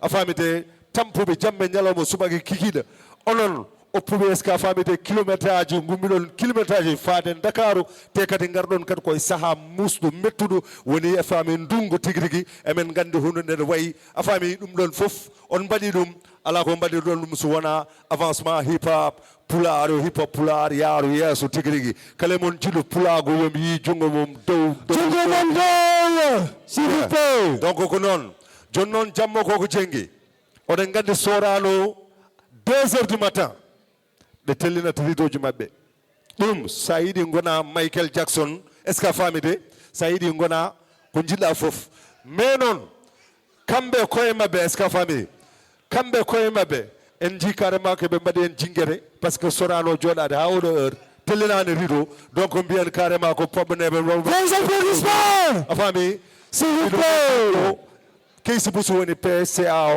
tigui rigui joni joni men mbaɗa remise a famide d'attestation de présence donc de participation jinno wiide plutôt donc men mbaɗa joni joni a famide dokken yimɓeɓe attestation mumen goto goto attestation ji noon Art Héritage e Keysi Boussou ko kañumen gon partenaire uji Art Héritage waɗi en cachet signature kanko PCA foti en wadde cachet signature mais eɗen gandi jammo jengui ananide mais haadata aussi ala probléme min dokkiri ɗum kanko mi rokkuma kala hen seeɗa dokkemo kelle mon dow s'il vous plaît hey, s'il vous plaît tout le monde allez-y Keysi Kessi, Kessi, Kessi, Kessi, Kessi, Kessi, Kessi, Kessi. Merci Kessi Bousso. Vos applaudissements, s'il vous plaît. Yow goto kayi wawa wonde wuro esi noon Alano suba mojotan gona yakare wuro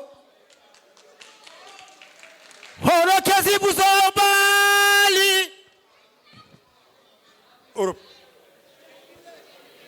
mais ɗum firtima ɗum firtima s'il vous plaît fof gonɗo ɗo addi ɗo talamo s'il vous plaît wanno ko 3 micros quoi joni 2 micros men jiiɗo quoi allô excusez ok merci beaucoup donc comme 30 personnes min mbattaɓe ko les 5 rewa hen 5 rewa hen 5 rewa hen saɓe gueɓe 30 donc neɗɗo ne wawi wonde 3e walla 4e golle dernier o taw kañum wawi wadde show par ce que somin totti ñoyɓe tan ɓeya balla ko yo ɓennu way kono golla men ko caamini min je décide que kamɓe 30 fof ɓe poti yaade fodde noon ne woɗi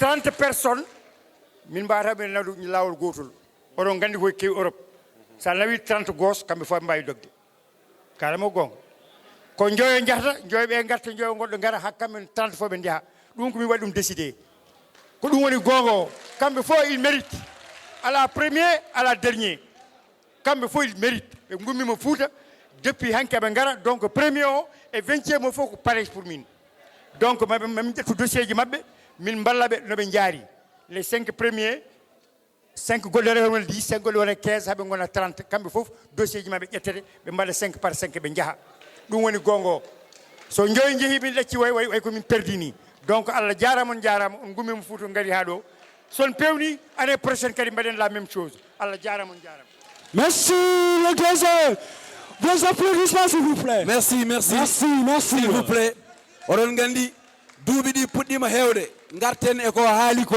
mbawen ɗum famde o wimon ko rapport aji waɗɓe presteɓe koɓe 30 personnes ina waɗi noon ordre no ɗum yaari kala kawgel ngel jiiɗa ina waɗi ƴettuɗo P ne waɗi ƴettuɗo dernier ɗum ko kawgel yaari noon kono noon kanko e doole makko baawal makko cuusal makko e relation makko e yidde makko son excellence le président de la république e yidde makko Abdoulaye Daouda Diallo o waɗani sukaɓeɓe wonde kamɓe fof ma o hokkuɓe sens waɗoyde participer e nder festival uji en Europe Kessi Bousso waɗi ɗum pour les jeunes talents du Fouta vos applaudissements s'il vous plaît joni noon mbeɗa andi so yimɓe jaltiɗoma appel aji ɗi keew kono paamen waɗi ko ordre yimɓe fof jaadata e no wi ko 5 yahata waɗa tourné arta 5 heddiɓe mbaɗa tourné garta 5 heddiɓe mbaɗa tourné garta ko ɗum doge ko wone lakal Allah ko woni heewi kono ma arsugu ma toɓa hende meeɗa hen ko noon yaari Allah fecciɓe ɗum Kessi Bousso yiɗaniɓe ɗum waɗaniɓe ɗum enenne wonko mbawɗen yobdemo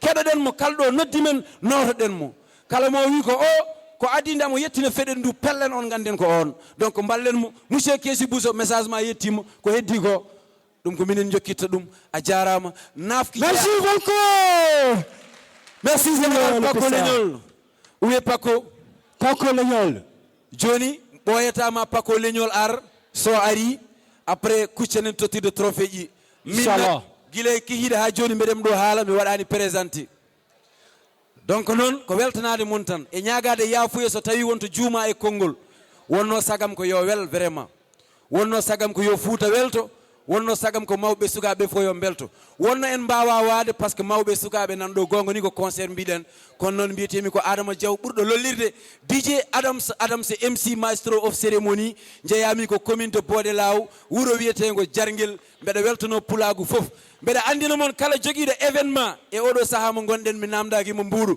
noddam kalana kam mi wawa wadde ko Pako waɗi ko kono mami eto noddam kalana kam mi ara mi jagganma mbeɗa hokka mon rendez-vous tareji avec AJPS pour le concert de Advice le 28 juillet à tareji min Advice le 29 Ndiayen Kasak Nord so yonti yaade Europe ɓiɓɓe fulɓe kala to dari ɗon mi daro e sata mon woni politique noon woni hip hop mbeɗem sata mon les cartes visites sont disponibles donc vraiment maximum de partage yaha e mon coordonné ƴinnan en noddam mi notomami ara mi weltinma janguen jof mi weltanim mon nde won daɓɓon kon noon oɗon jaafo mbeɗa andi oɗon manque yiide public o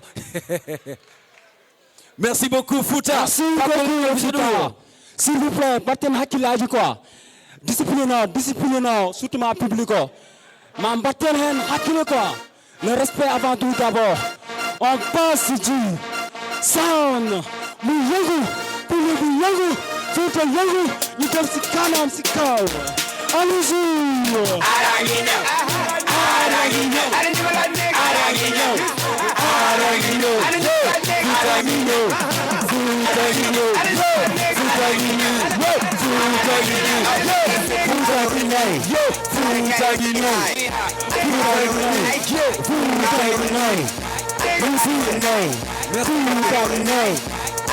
Merci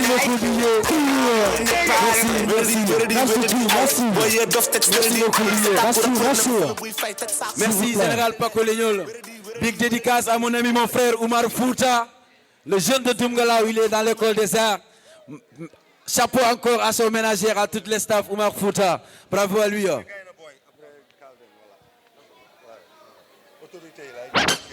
Donc en noddat autorité ji ɗi ɓe mballa men ɓe tottana men sukaɓe ko donc gadoɗen tottude ko autorité ji ɗi d' abord totten ɓe jeenari mabɓe kamɓene en jii ballal ɓe mbaɗi hen ngal saloɗo ko luweteɗo e goɗɗum won ittaɓe Fouta bisuji goɗɗum e goɗɗum se limi ɗo mbalaten donc il faut ko tottenɓe ko ganduɗa so ɓe liggi ɗum e cuuɗi mabɓe so ɓiɓɓe mabɓe jii ma gandu kamɓene ɓe mbaɗi ñalaɗe ɓe ndeni jamano ɓe pewni saaha o koye mon min payi min beltima noon nafki foof e woɗɗude koye neɗɗo jeeya Keesi Bousso holliri rappular vraiment min beltima e ma mi wima noon neɗɗo no yiɗi fo waya kono wuuro wumɓe mbeɗa sikki ɗokkone wawi ɗon laamade Keesi Bousso min gara jobdima ñande ƴakkude dawi luɓam ñiiƴe ala fulɓe sen garano Keesi Bousso en galano ɓe yiɗɓe makki ne wawno tawen dañata ɗum ɗo donc jetten Allah jetten mo yettude noon fawake ñeeño walla dimo sa ubbi nema tan ka haaside Keesi Bousso ka moƴƴo merci beaucoup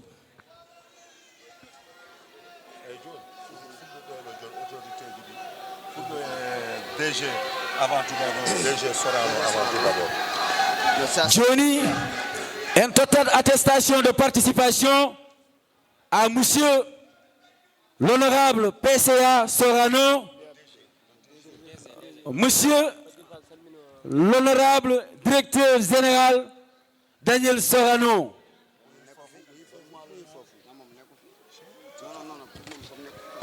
On donne la participation à monsieur l'honorable directeur général Daniel Sorano, une totalement attestation de participation.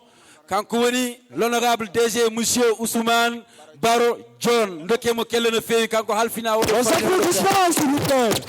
Baro John de Sorano. Prenez des photos, prenez des vidéos.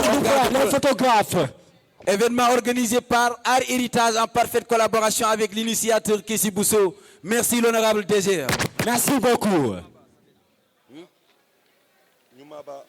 De la directrice de Safina. Je déclare. Je déclare. Ok. On donne l'attestation à notre radio Safina FM. Donc on donne l'attestation à madame la directrice Nyouma Ba de Safina FM. Si leurs journalistes sont là, qu'ils viennent prendre leur attestation.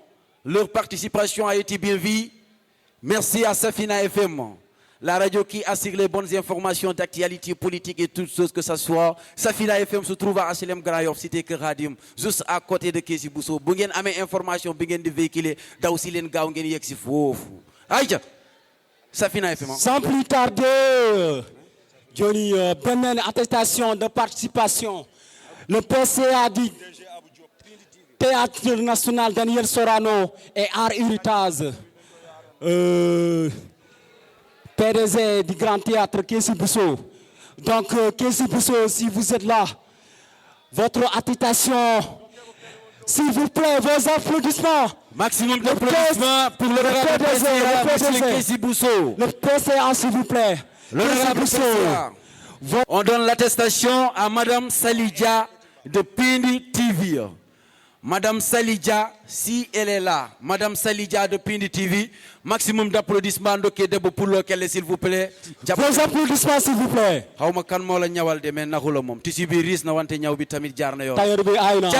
Salidja, l'attestation, merci. Vos applaudissements. Applaudissez pour lui. AKS Potimbao, s'il vous plaît.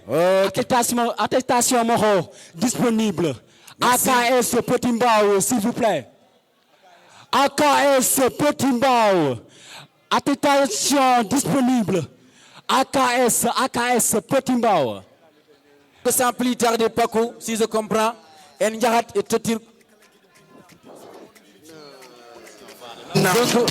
Ok. Merci. Donc, sans merci plus tarder, Paco, Congo l'ATSement. Allez-y, le général, s'il vous plaît. Paco, Congo l'ATSement, après la distribution des attestations. Bandiraɓe musidɓe tedduɓe joni en mbaɗi distribution men est ce que famede pour les attestations walla mbiyen attestation de participation ji ɗi joni e di ko gay mawɗi ɗi woni ɗiɗo 5 trophée gonɗiɗo ene tigui rigui on jii ko ɗelkat ko ndaroji fewi ko ndaroji fewi ji or gonɗo hen o c'est de là on jii kelifa ko o wiyete kelifa donc mbeɗa sikki tan est ce que famit si Sorano naɓe nan ɗon dari mbi carrément actuellement tamo mumen koko gasi ha laaɓi ceer on paami te calcul aji ɗi mbeɗa sikki on cowa taw parte c'est bon on mbaɗi calcul mon moƴƴi on passe à l'action s'il vous plaît. donc on passe à l'action joni on batten gare ga onon jury ji ɗum les membres du jury s'il vous plaît. Merci. Merci beaucoup. Merci beaucoup. Merci beaucoup. En général. Voilà nos membres du jury. Kambe njogino nyaawore nde. Joni be pewni ko be pewranno ko be gartinani men résultat ji. En tottatbe enen ko micro tan jogimben. En tottatmo be kala résultat ji no jaadi. Il y a Vito, il y a Domagel, il y a DJ Samu. Le micro est à vous. DJ, on peut d'ambiance. Allez-y.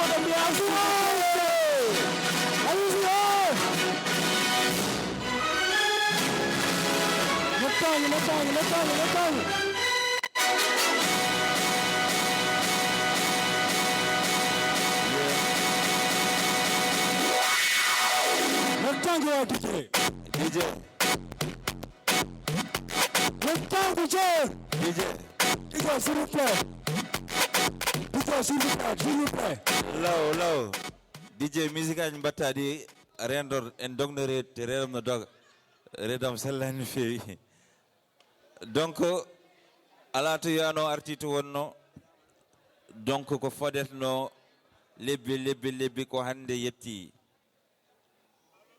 no mbirnomi nanni ha joni ko pulago gañi hay goto waɗani démérité ko fuɗɗore tan kadi aɗen ñaagui Allah kadi jokka kadi inchallah kadi jokkat donc hande lawol ferama haggillaji kesi kadi keɓama hen kadi vraiment kala ko jouwi ɗo ne jogui talent kala jouɓe ɗo enen jogui talent machallah kadi so puusama jahat kadi en puusat donc heddoto tan hay juma no waɗi gardiɗo donc alay sago min kokkita joni ngani ko woni gonga waɗu min mbaɗino prévoir est ce que famite ko 5 trophée woni ɗiɗo mais min ɓeydi hen trophée ji tati woni 8 par ce que candidat ji ne keewi te rapport uji ɗi ne mbawi ko mbaɗata ko on paami haala ka te affaire nde ne waɗi des égalisations il faut ko ngallon ɗum donc min ɓeydi hen pour l'instant ko 5 ngari ɗo mais min ɓeydi hen 3 donc fof wonti 8 te 8 ɗi fof inchallah momin nooso ɗum joni dokke min hol gonɗo premier kalne min hol jaltuɗo premier joni s'il vous plaît wala kalnon min hol jaltuɗo 8e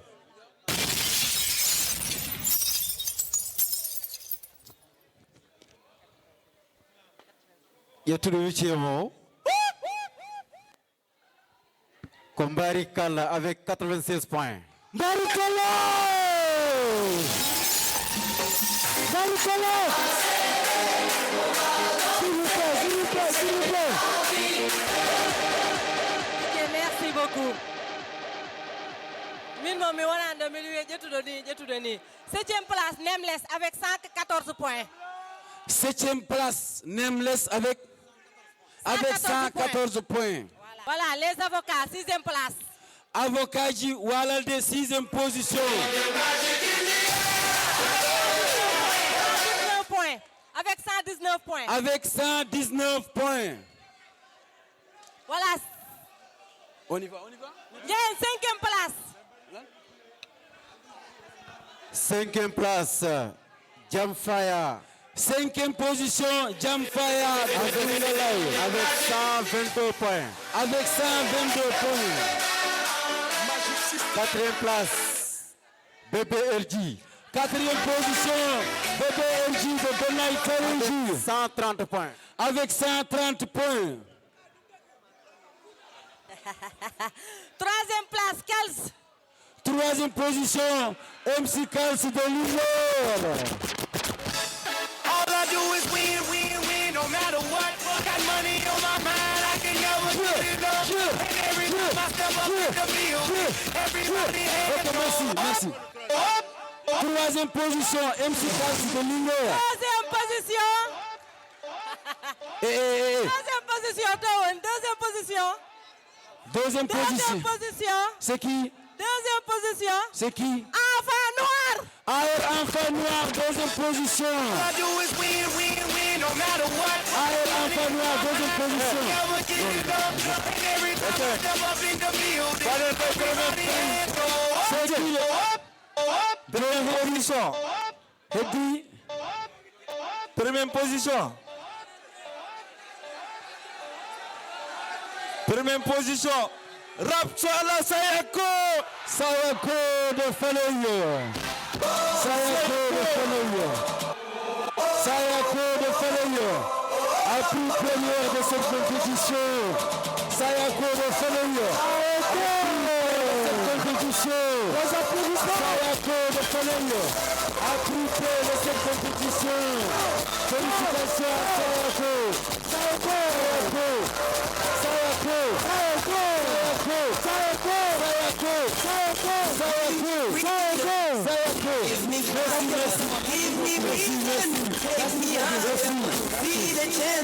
Merci.